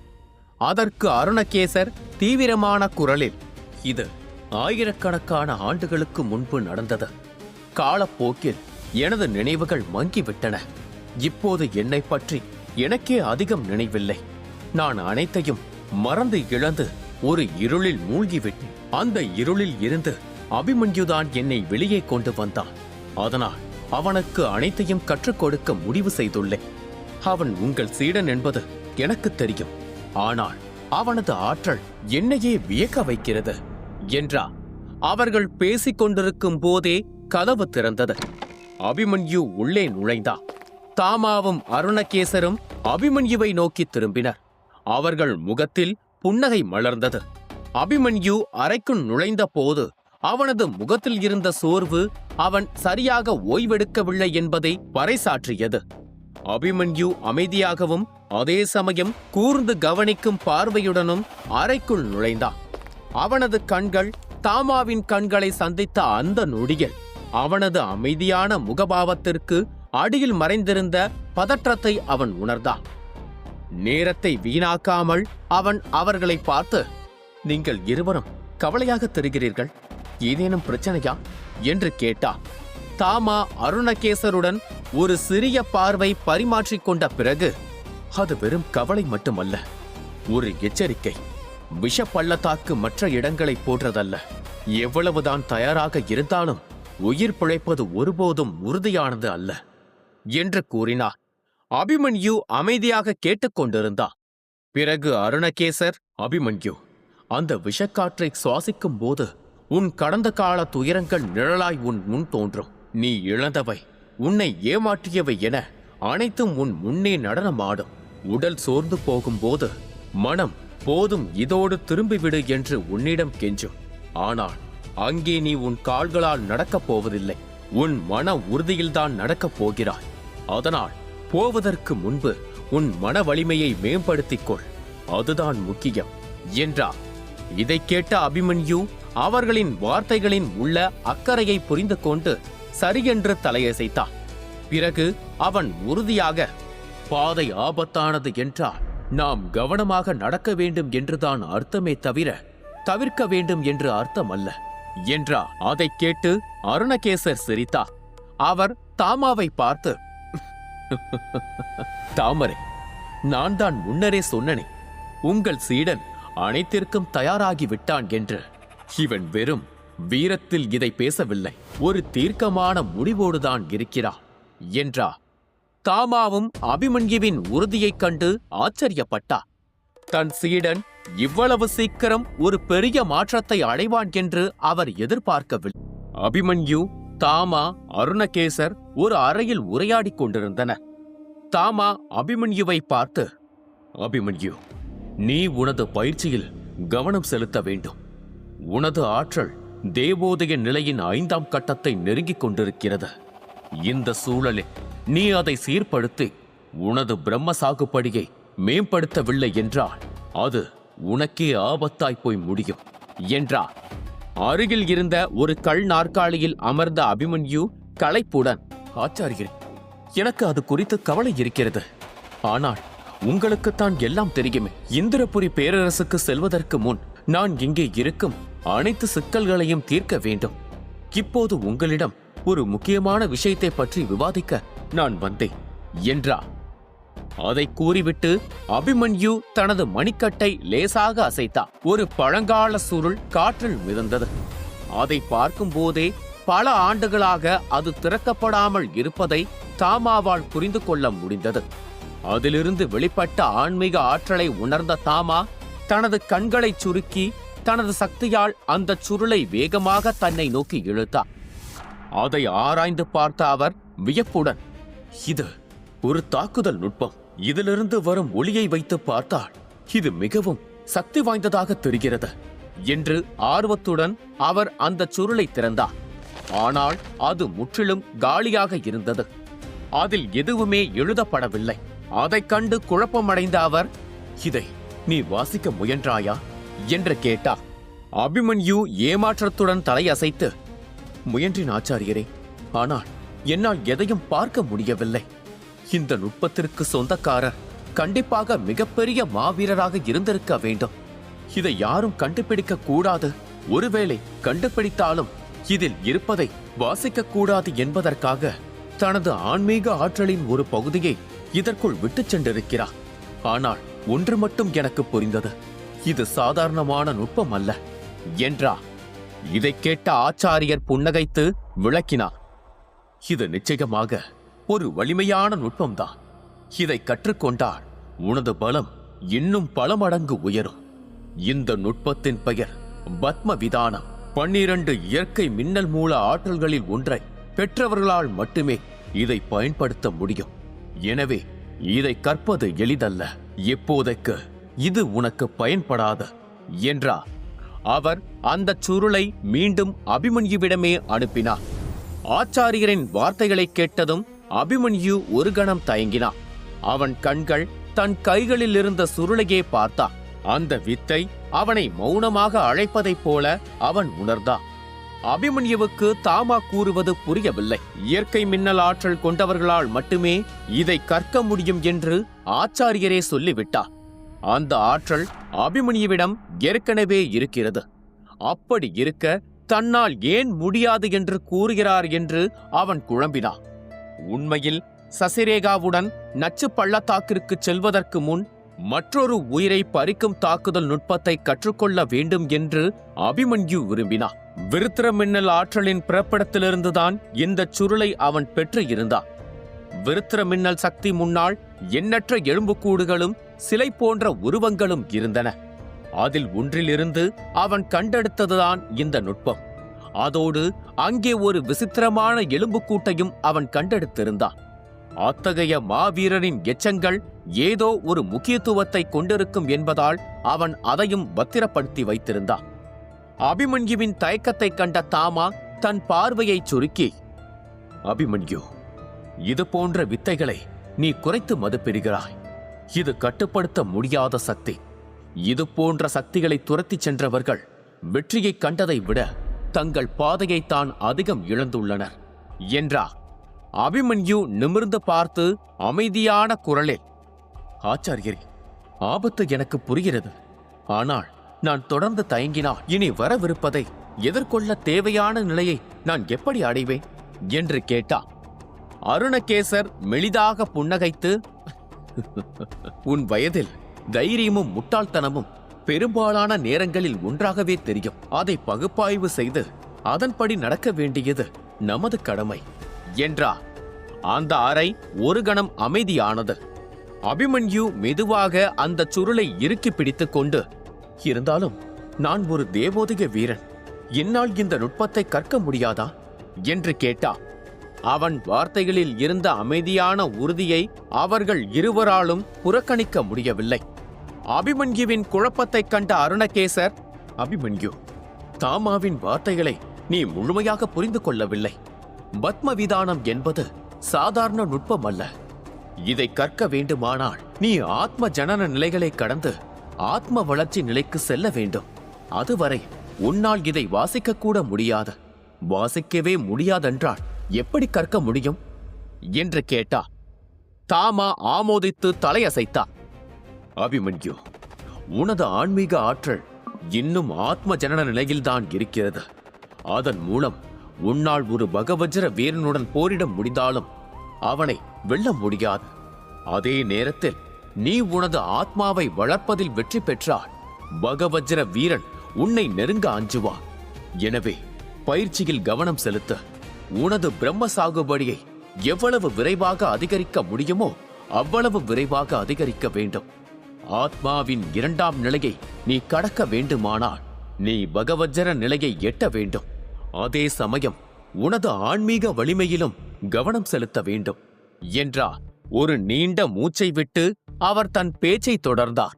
நீ சசிரேகாவுடன் நச்சு பள்ளத்தாக்கிற்கு செல்லாமல் இருந்திருந்தால் நானே உனக்கு உதவி இருப்பேன். ஆனால் என் உடலில் உள்ள முத்திரையின் காரணமாக என்னால் அங்கே வர முடியாது. அந்த இடத்தில் எனது ஆற்றல் பலவீனம் அடைந்துவிடும். எனக்கு தெரிந்தவரை அங்கே அருணகேசரால் கூட உனக்கு அதிக உதவி செய்ய முடியாது. எனவே சிந்தித்து முடிவெடு என்றார். இதைக் கேட்ட அபிமன்யுவின் பயங்கள் நீங்கின. பின்னர் அவன் உறுதியுடன், அப்படியானால் நான் எனது ஆற்றலை மிக விரைவாக அதிகரிப்பேன். என்னை பற்றி நீங்கள் கவலைப்பட வேண்டாம் ஆச்சாரியரே. நீங்கள் அதியரசருடன் இருப்பதுதான் முக்கியம். நான் கூடிய விரைவில் அந்த தங்கையாளியின் ரத்தத்தை பெறுவேன். அதன் பிறகு இந்திரபுரி பேரரசுக்கு செல்வேன் என்றார். தனது முஷ்டிகளை சுருக்கியபடி, நான் இன்னும் வலிமையானவனாக மாறுவேன் என்று உங்களுக்கு வாக்குறுதி அளிக்கிறேன் ஆச்சாரியரே என்று தன் மனதிற்குள் உறுதி கொண்டார். அந்த சுருளை தனது மாய மோதிரத்திற்குள் வைத்த அபிமன்யு ஆச்சாரியரை வணங்கிவிட்டு தனது அறைக்கு திரும்பினான். தனிமையில் அவன் சிந்திக்க துவங்கினான். நான் திரும்பி வருவதற்குள் ஆகாச குலத்தின் பெரியவர்கள் மற்றவர்களை சம்மதிக்க வைப்பார்கள் என்று நம்புகிறேன். சசிரேகா ஏற்கனவே பயணத்திற்கான ஏற்பாடுகளை செய்திருப்பாள். பிறகு அவன் தனது மோதிரத்திற்குள் இருக்கும் பொருட்களை சரிபார்க்க தொடங்கினான். அப்போது நீல நிற ஒளியால் சூழப்பட்ட ஒரு சுருள் அவனது கவனத்தை ஈர்த்தது. தனது ஆன்மீக ஆற்றலை பயன்படுத்தி அதை வெளியே கொண்டு வந்தான். இது இந்திரபுரி பேரரசின் பூர்வீக குகையில் அவனுக்கு கிடைத்த அதே நுட்பம். இந்த நுட்பத்தை உள்ளாற்றல் மூலம் மட்டுமே வாசிக்க முடியும் என்று ஆச்சாரியர் அப்போது என்னிடம் சொன்னார். ஆனால் எனது உள்ளாற்றலை பயன்படுத்த வேண்டுமானால் நான் ஆன்மாவின் 3 நிலைகளையும் கடந்தாக வேண்டும் என்று யோசித்தான். பின்னர் இப்போது வேண்டாம் என்று அவன் அந்த சுருளை மீண்டும் பத்திரப்படுத்த முற்பட்ட போது அபிமன்யுவிற்கு ஒரு பொறி தட்டியது. நான் ஏற்கனவே ஆன்ம ஜனனத்தின் முதல் நிலையை தாண்டிவிட்டேன். எனவே என்னால் இதை கற்க முடியாவிட்டாலும் வாசிக்க முடியும் தானே என்று யோசித்தார். உடனடியாக அவன் தரையில் பத்மாசனம் விட்டு அமர்ந்து அந்த எரிநட்சத்திர நுட்பத்தின் மீது தனது கவனத்தை செலுத்தினான். தனது ஆன்மீக ஆற்றலை முழுமையாக ஒருமுகப்படுத்தி அதை அந்த சுருளுக்குள் செலுத்தி வாசிக்கத் தொடங்கினான். அடுத்த நொடியே அவனது உடலிலிருந்து ஆற்றல் சீறி பாய்ந்தது. அவனது நெற்றியில் 3 வண்ண குறிகள் தோன்றின. அவனது உடலில் அனைத்து பிந்து சக்கர புள்ளிகளும் திறக்கப்பட அவனைச் சுற்றி ஆற்றல் அலைகள் ஆக்ரோஷமாக எழும்பின. திடீரென்று அவனது மனதிற்குள் ஏற்பட்ட அழுத்தம் தாங்க முடியாததாக மாறியது. தலையில் ஒரு கூர்மையான வலி தாக்க அபிமன்யு வேதனையில் அலறினான். ஒரு பிரம்மாண்டமான ஆற்றல் வெடிப்பு நிகழ அவன் சுயநினைவு இழந்து தரையில் சாய்ந்தான். அறைக்கு வெளியே இருந்த தாமாவும் அருணகேசரும் இந்த வெடிப்பை உணர்ந்து உள்ளே விரைந்தனர். அறை முழுவதும் சிதறிய ஆற்றலுமாக மூடு பனியுமாக நிறைந்திருந்தது. இதைக் கண்ட அருணகேசர் கோபத்துடன், பத்ம விதானத்தை கற்கும் தகுதி இன்னும் வரவில்லை என்று சொல்லியும் அவன் அதை செயல்படுத்தி இருக்கிறான் என்று கத்தினார். பின்னர் அவர் சிதறிக் கிடந்த ஆற்றலை உற்று நோக்கினார்.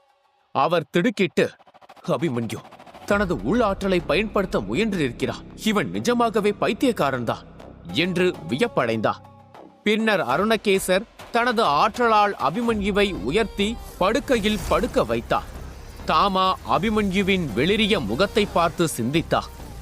அவனது ஆற்றல் முன்பை விட வேகமாக அதிகரித்துக் கொண்டிருக்கிறது என்று கூறிய அவர் உடனடியாக தனது சக்தியால் அந்த அறையை மூடி வெளியே ஒரு பாதுகாப்பு வளையத்தை உருவாக்கினார்.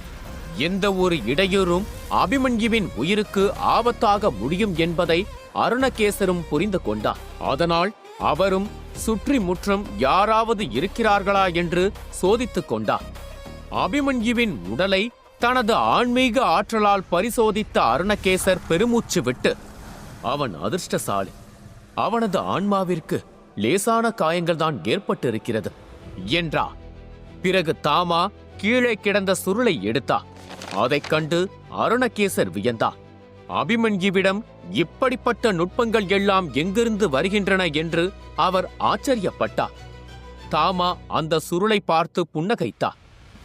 ஏனென்றால் அவர் ஏற்கனவே தனது உள் ஆற்றலின் ஒரு சிறு பகுதியை அந்த சுருளுக்குள் மறைத்து வைத்திருந்தார். அதை ஆராய்ந்ததன் மூலம் அபிமன்யு இந்த நுட்பத்தை வெற்றிகரமாக வாசித்து விட்டான் என்பதை அவர் புரிந்து கொண்டார். சிறிது நேரத்திற்கு பிறகு தாமா அருணகேசரை பார்த்து, அருணகேசரி, நீங்கள் இப்போது ஓய்வெடுப்பது நல்லது. நீங்கள் அபிமன்யுவுடன் நச்சு பள்ளத்தாக்கிற்கு செல்ல போகிறீர்கள். அதனால் நீங்கள் உங்கள் முழு பலத்துடன் இருக்க வேண்டும் என்றார். பின்னர் அருணகேசர் சரியென்று தலையசைத்து மீண்டும் அந்த பிரம்ம மூலரத்தின கல்லிற்குள் மறைந்தார். தாமா உறங்கிக் கொண்டிருக்கும் அபிமன்யுவை ஒருமுறை பார்த்துவிட்டு எவரும் அவனை தொந்தரவு செய்யாதபடி அறையின் வெளியே தியானத்தில் அமர்ந்தார். இதற்கிடையில் உறக்கத்தில் அபிமன்யு ஒரு விசித்திரமான உலகத்தில் தன்னை கண்டார். அவனுக்கு முன்னால் அவன் இதுவரை கற்றுத் தேர்ந்த அனைத்து நுட்பங்களும் பிரகாசமான ஒளியுடன் காற்றில் மிதந்து கொண்டிருந்தன. ஆனால் மெல்ல மெல்ல அந்த பிரகாசமான ஒளி மங்கத் தொடங்கியது. ஏனென்றால் அவனை சுற்றி எண்ணற்ற புதிய ஒளிப்புள்ளிகள் தோன்றின.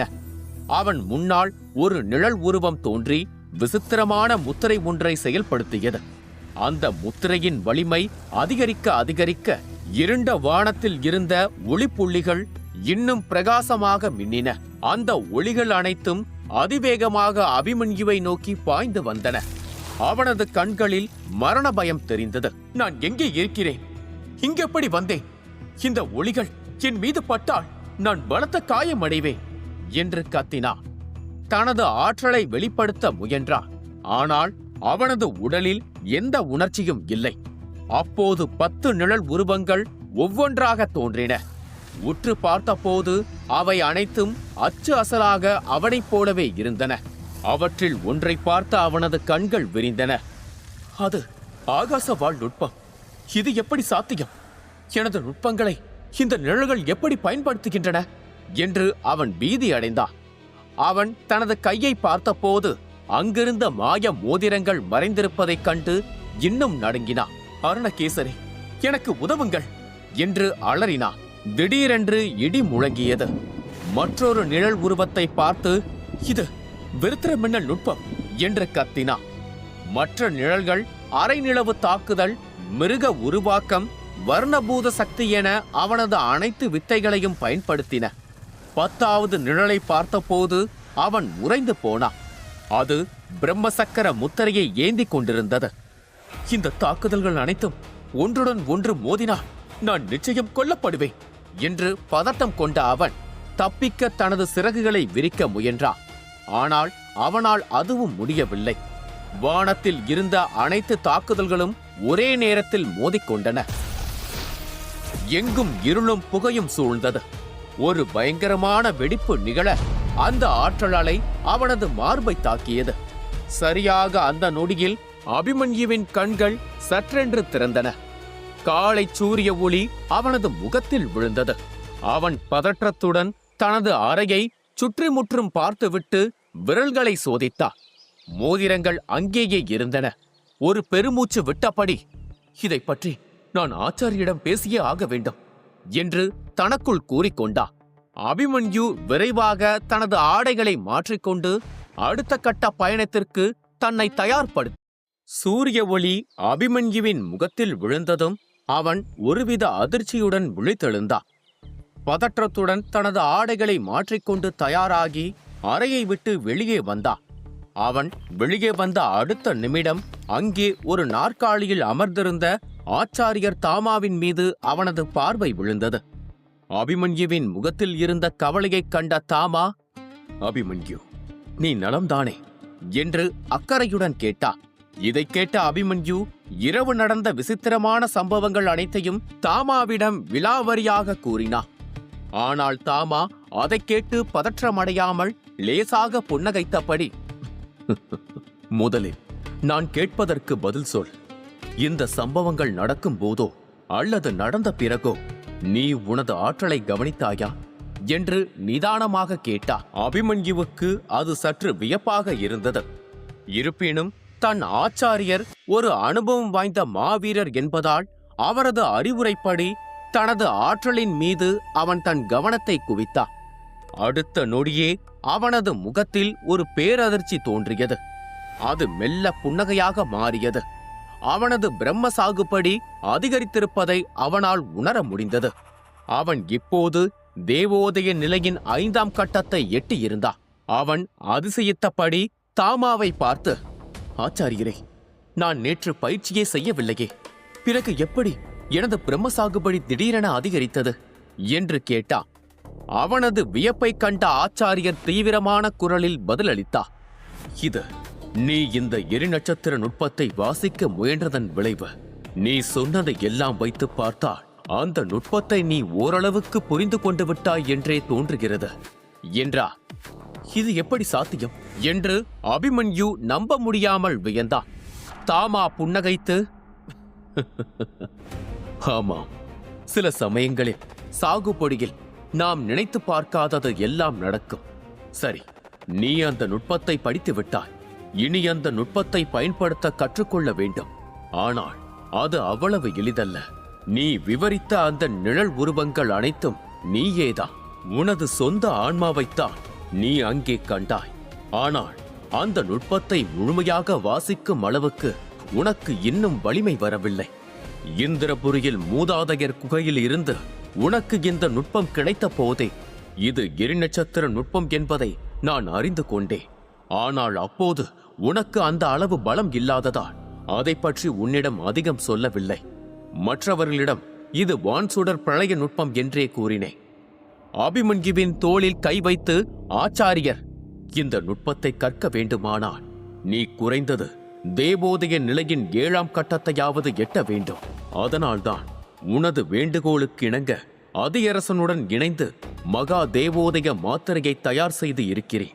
இதை எப்போது பயன்படுத்துவது என்பது உனது கையில்தான் உள்ளது. இதை ஒரு முறை பயன்படுத்தினால் உனது ஆற்றல் 2 நிலைகள் உயரும். ஆனால் 2வது முறை உட்கொண்டால் அதனால் எந்த பயனும் இருக்காது என்று அறிவுறுத்தினார். அவர் சொல்லிக் கொண்டிருக்கும் போதே அங்கே வந்து அமர்ந்த வைதிகர் அதியரசனை இருவரும் திரும்பி பார்த்தனர். அபிமன்யு உடனடியாக அதியரசனை நோக்கி தலை வணங்கி நன்றி கூறினார். அதற்கு பதிலாக அதியரசன் ஒரு சிவப்பு நிற குப்பியை அவனிடம் நீட்டி, எனக்கு நன்றி சொல்ல தேவையில்லை.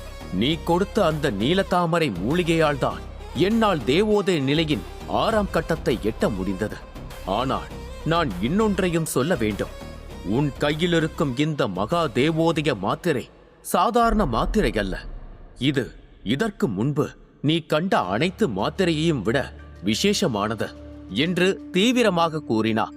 அந்த சிவப்பு நிற குப்பியை அபிமன்யு பார்த்தான். அதைச் சுற்றி ஒரு சிவப்பு நிற மூடுபனி சுழன்று கொண்டிருந்தது. அவன் எதுவும் பேசாமல் அதை பத்திரப்படுத்திக் கொண்டான். அதியரசன் அபிமன்யுவை பார்த்து, உண்மையில் உனது இரத்தத்தின் ஒரு துளியை பயன்படுத்தித்தான் இந்த மாத்திரை தயாரிக்கப்பட்டுள்ளது. அதனால் இது உனக்கென்று பிரத்யேகமாக தயாரிக்கப்பட்டது. எனது அறிவுரை என்னவென்றால், நீ 7ஆம் கட்ட ஆற்றலை அடைந்த பிறகு உன்னை சுற்றி இயற்கையின் ஆற்றல்கள் அதிகமாக இருக்கும்போது மட்டும் இந்த மாத்திரையை பயன்படுத்த. அப்போதுதான் உன்னால் பகவஜர நிலையை மிக எளிதாக எட்ட முடியும். அவசரத்தில் எப்போது இதை பயன்படுத்தினால் இதில் உள்ள ஆற்றலை உன்னால் முழுமையாக பெற முடியாது என்றார். இதைச் சொல்லும்போது அதியரசனுக்குள் ஒரு மெல்லிய பொறாமை எழுந்தது. அபிமன்யுவை முதலில் சந்தித்த போது அவன் கஜசூர நிலையில் இருந்தான். ஆனால் இப்போது அவன் அதியரசனை நெருங்க ஒரு படி தூரத்தில் இருந்தான். பின்னர் அவர் தனது உணர்ச்சிகளை மறைத்துக்கொண்டு ஒரு பெருமூச்சு விட்டார். இதையெல்லாம் கேட்ட அபிமன்யு அந்த சிவப்பு குப்பிக்குள் மின்னும் மாத்திரையை ஆசையுடன் பார்த்தான். அப்படியானால் எனக்கும் பகவஜர் நிலைக்கும் இடையே 2 நிலைகள் மட்டுமே இடைவெளி இருக்கிறதா என்று உற்சாகமடைந்தான். தன் உற்சாகத்தை கட்டுப்படுத்திக் கொண்டு ஆச்சாரியரை பார்த்து தயக்கத்துடன், ஆச்சாரியரே, நான் கேட்பது தவறாக இருக்கலாம், ஆனால் எனக்கு பத்மவிதான நுட்பத்தை சொல்லிக் கொடுக்க முடியுமா என்று கேட்டான். அவன் கண்கள் மின்னின. அந்த நுட்பத்தை கற்றுக்கொண்டால் அவனுக்கு புதிய தாக்குதல் முறைகள் கிடைக்கும் என்று நினைத்தான். ஆனால் அவன் மேற்கொண்டு சிந்திக்கும் முன்பே ஆச்சாரியரின் கோபமான குரல் அவனை நோக்கி ஒலித்தது. ஓ, தாராளமாக கற்றுத்தரலாமே, ஏன் முடியாது? வேண்டுமென்றால் எனது வாயுபூத தத்துவ சக்தியையும் கூட உனக்கே கொடுத்து விடுகிறேன். அப்படி கொடுத்தால் உனது பிரம்மசக்கர நுட்பம் இன்னும் வலிமையாகும், இல்லையா? இல்லை என்றால் நீ ஒன்று செய். உன்னிடம் மிச்சமிருக்கும் அந்த இரத்த துளிகளையும் இப்போதே பயன்படுத்திவிடு. அப்படியே ஒரே அடியாக யுகவஜ்ர நிலைக்கே போய்விடலாம் என்றார். ஆச்சாரியரை மிக கடுமையாக கோபப்படுத்தி விட்டோம் என்பதை அபிமன்யு உணர்ந்தான். அவன் மன்னிப்பு கேட்பதற்குள் தாமா ஒரு எரிமலையைப் போல வெடித்தார். அபிமன்யு, நீ ஒன்றும் சாதாரண வீரன் அல்ல. இப்படி முட்டாள்தனமாக பேசிவிட்டு பின்னர் மன்னிப்பு கேட்டால் அனைத்தும் சரியாகிவிடும் என்று எதிர்பார்க்காதே. உன் தகுதிக்கு மீறிய ஆற்றலை பெற முயன்றால் அந்த ஆற்றல் உன்னை தின்றுவிடும். பின்னர் நீ உன் வாழ்நாள் முழுவதும் மீள முடியாத ஒரு பேரழிவில் சிக்கிக் கொள்வாய். அதனால் பத்ம விதானத்தை பற்றிய நினைப்பை முழுவதுமாக வெட்டி வீசிவிட என்று எச்சரித்தார். கோபத்தில் மூச்சிறைக்க ஆச்சாரியர் மீண்டும் அவனை பார்த்து, நிலபூத சக்தியை நீ கட்டுப்படுத்திய போது எவ்வளவு துன்பப்பட்டாய் என்று நீயே என்னிடம் சொன்னாய். அது நினைவிருக்கிறதா? இந்த பத்ம விதானத்தை இப்போது செயல்படுத்தினால் அதைவிட 10 மடங்கு வலியை நீ அனுபவிப்பாய். அந்த நுட்பத்தில் 3 அபாயகரமான நிலைகள் உள்ளன. நானே அதில் 2 நிலைகளைத்தான் கற்றுள்ளேன். எனவே தவறுதலாக கூட அந்த நுட்பத்தை வாசிக்க முயற்சிக்காதே. அப்படி செய்தால் நீ எவ்வளவு மோசமாக காயமடைவாய் என்று உனக்கு தெரியாது. அருணகேசர் உன்னுடன் இருந்தாலும் அவரால் கூட உனக்கு உதவ முடியாது என்றார். பின் ஏதோ நினைத்தவர் தனது கோபத்தை கட்டுப்படுத்திக் கொண்டு அமைதியான குரலில், எனது அறிவுரை இதுதான். இப்போதைக்கு பகவஜர நிலையை அடைவதில் கவனம் செலுத்து. அதை நீ அடைந்த பிறகு அந்த நுட்பத்தை கற்றுக்கொள்ளலாம். ஏனென்றால் அப்போதுதான் உன்னால் அதை பயன்படுத்தினால் இறக்காமல் இருக்க முடியும் என்றார். இதைக் கேட்ட அபிமன்யு ஆச்சாரியரின் முகத்தில் இருந்த அக்கறையைக் கண்டு கைகளை கூப்பி வருத்தத்துடன், என்னை மன்னித்து விடுங்கள் ஆச்சாரியரே, உங்கள் வார்த்தைகளை நான் மீற மாட்டேன் என்றார். தான் எவ்வளவு பேராசை கொண்டவனாக மாறிவிட்டேன் என்பதை அவன் அப்போதுதான் உணர்ந்தான். அவன் தன் தவறை ஏற்றுக்கொண்டதைக் கண்ட ஆச்சாரியர் புன்னகைத்து, இந்த உலகில் பத்ம விதானத்தை விடவும் வலிமையான பல நுட்பங்கள் உள்ளன. ஆனால் எந்த நுட்பத்தை கற்க வேண்டும் என்றாலும் நீ அதற்கு தகுதியானவனாக இருக்க வேண்டும். இல்லையென்றால் விருத்திர மின்னல் சக்தியின் பிறப்படத்தில் நீ கண்ட எலும்புக்கூடுகளும் சிலைகளும் போல நீயும் ஆகிவிடுவாய். பத்ம விதானத்தை தன் கையில் வைத்திருந்த மாவீரர் விருத்திர மின்னல் சக்தியை பெற முடியாமல் இறந்து போனார். அந்த மாவீரருடன் ஒப்பிடும்போது நீ இன்னும் ஆரம்ப கட்டத்தில் தான் இருக்கிறாய் நீ இன்னும் நீண்ட தூரம் செல்ல வேண்டியுள்ளது. இந்த உலகம் மிகப்பெரியது. எனவே உன் கர்வத்தை கட்டுப்படுத்த கற்றுக்கொள். இல்லையெனில் இந்த உலகில் வெறும் தகவலாய் மட்டுமே நீ இருப்பாய். உனது பெயர் கூட வரலாற்றில் இருந்து மறைந்துவிடும். அந்த அளவிற்கு மதிப்பில்லாத ஒரு இறப்பை நீ அடைவாய் என்றார். அபிமன்யு அதை ஏற்று தலையசைத்தான். சரியாக அந்த நேரத்தில் கதவு திறக்கும் சத்தம் கேட்டது. அனைவரும் அந்த பக்கம் திரும்பினர். கருப்பு நிற உடையில் ஒரு அழகான பெண் அறைக்குள் நுழைந்தார். அதியரசனையும் ஆச்சாரியரையும் ஒருமுறை பார்த்த பிறகு அவளது கண்கள் அபிமன்யுவின் மீது நிலைத்தன. அவனது ஆற்றலை அவள் உணர்ந்த கணமே சசிரேகாவின் முகத்தில் ஒரு மெல்லிய ஆச்சரியம் தோன்றியது. 2 நாட்களுக்கு முன்பு 4ஆம் கட்டத்தில் இருந்தவன் இப்போது 5ஆம் கட்டத்தை எட்டிவிட்டான் என்பதை அவளால் நம்ப முடியவில்லை. பொதுவாக 4ஆம் கட்டத்தில் இருந்து 5ஆம் கட்டத்திற்கு முன்னேற குறைந்தது 1 மாதமாவது ஆகும். ஆனால் அவன் ஒரே இரவில் அதை அடைந்து விட்டான். இருப்பினும் தனது ஆச்சரியத்தை கட்டுப்படுத்திக் கொண்டு அவள் அவனை பார்த்து, அபிமன்யு, அந்த நச்சு பள்ளத்தாக்கு செல்ல தயாராகி விட்டாயா என்று கேட்டா. கருப்பு உடையில் சசிரேகாவை கண்ட அபிமன்யு ஒரு கணம் திகைத்தார். அவள் மிகவும் அழகாக இருந்தாள். ஆனால் தனது பார்வையை வேகமாக மாற்றிக்கொண்டு, நீ அனைத்து ஏற்பாடுகளையும் முடித்துவிட்டால் நாம் இப்போதைக்கு கிளம்பலாம் என்றா. பின்னர் அவன் தாமாவை நோக்கி திரும்பி ஒரு குறும்பு புன்னகையுடன், ஆச்சாரியரே, நான் கிளம்புகிறேன். ஆனால் நான் திரும்பி வரும்போது நீங்கள் இன்னும் வயதானவராக மாறி எனக்கு அதிர்ச்சி கொடுக்க மாட்டீர்கள் என்று நம்புகிறேன் என்றா. ஆதியரசன் தன் மனதிற்குள், தாமாவின் சீடனாக இருப்பதற்கு அபிமன்யு உண்மையில் கொடுத்து வைத்தவன்.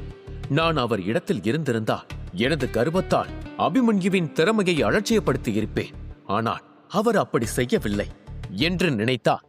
அபிமன்யுவின் கேலிக்கு பின்னால் இருந்த அக்கறையை உணர்ந்த ஆச்சாரியர் சிரித்துக்கொண்டே,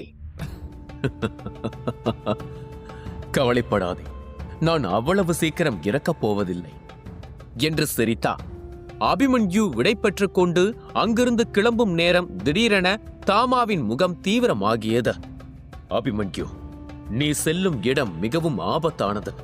தங்களை வலிமையானவர்கள் என்று கருதும் 10 பழங்குடியினர் கூட அங்கே செல்ல துணிவதில்லை. இன்று வரை அந்த நச்சு பள்ளத்தாக்கிற்கு சென்று உயிரோடு திரும்பியவர்களை நான் பார்த்ததும் இல்லை, கேள்விப்பட்டதும் இல்லை என்றார். அபிமன்யு அவர் என்ன சொல்ல நினைக்கிறார் என தீவிரமாக அவரை பார்த்தார். பின்னர் தாமா ஒரு வித யோசனையுடன் அவனை பார்த்து, அங்கே ஒரு பழங்கால கதவு இருக்கிறது. அது நரகத்தின் வாசல் என்று அழைக்கப்படுகிறது. உனது தற்போதைய சாகுபடிக்கு உன்னால் நீ அந்த கதவை அடைய முடியும்.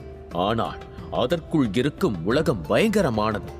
அங்கிருக்கும் மாய மிருகங்கள் இங்கிருப்பதை விட மிகவும் கொடூரமானவை. எனவே அங்கே சென்ற பிறகு யாருடனும் பகையை வளர்த்துக் கொள்ள வேண்டாம் என்றார்.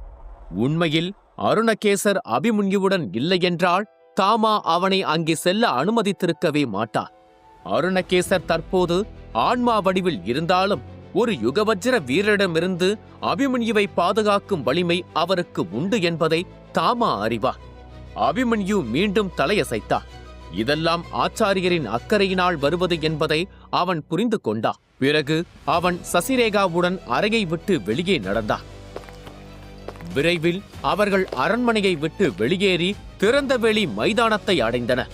அங்கே அபிமன்யுவின் கண்கள் ஒரு பிரம்மாண்டமான விசித்திரமான மாயப்பறவையின் மீது விழுந்தன.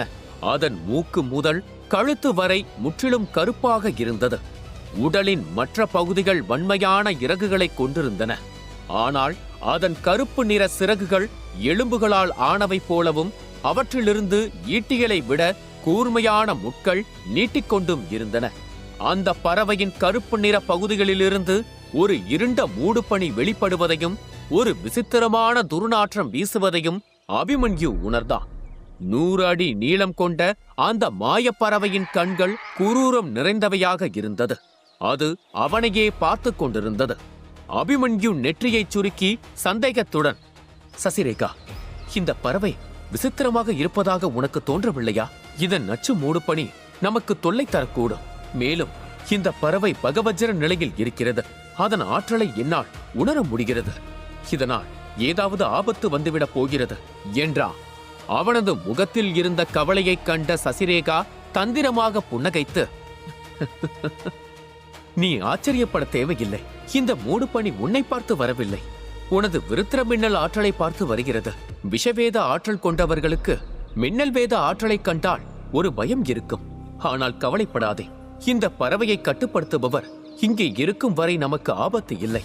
அவரை உனக்கு நன்றாக தெரியும் என்றார். இதை கேட்ட அபிமன்யு, ஆனால் பகவஜ்ர நிலை மாயப்பறவையை வளர்ப்பு பிராணியாக வைத்திருக்கும் எவரையும் எனக்கு தெரியாதே என்று குழப்பம் அடைந்தான். அவனது முகத்தில் குழப்பம் நிலவிய வேளையில் ஒரு பரிச்சயமான குரல் அவன் காதுகளில் விழுந்தது. இவ்வளவு ஆச்சரியப்பட தேவையில்லை அபிமன்யு. நன்றி. லைக்ஸ் அண்ட் சப்ஸ்கிரைப் செய்பவர்களுக்கு மட்டும்.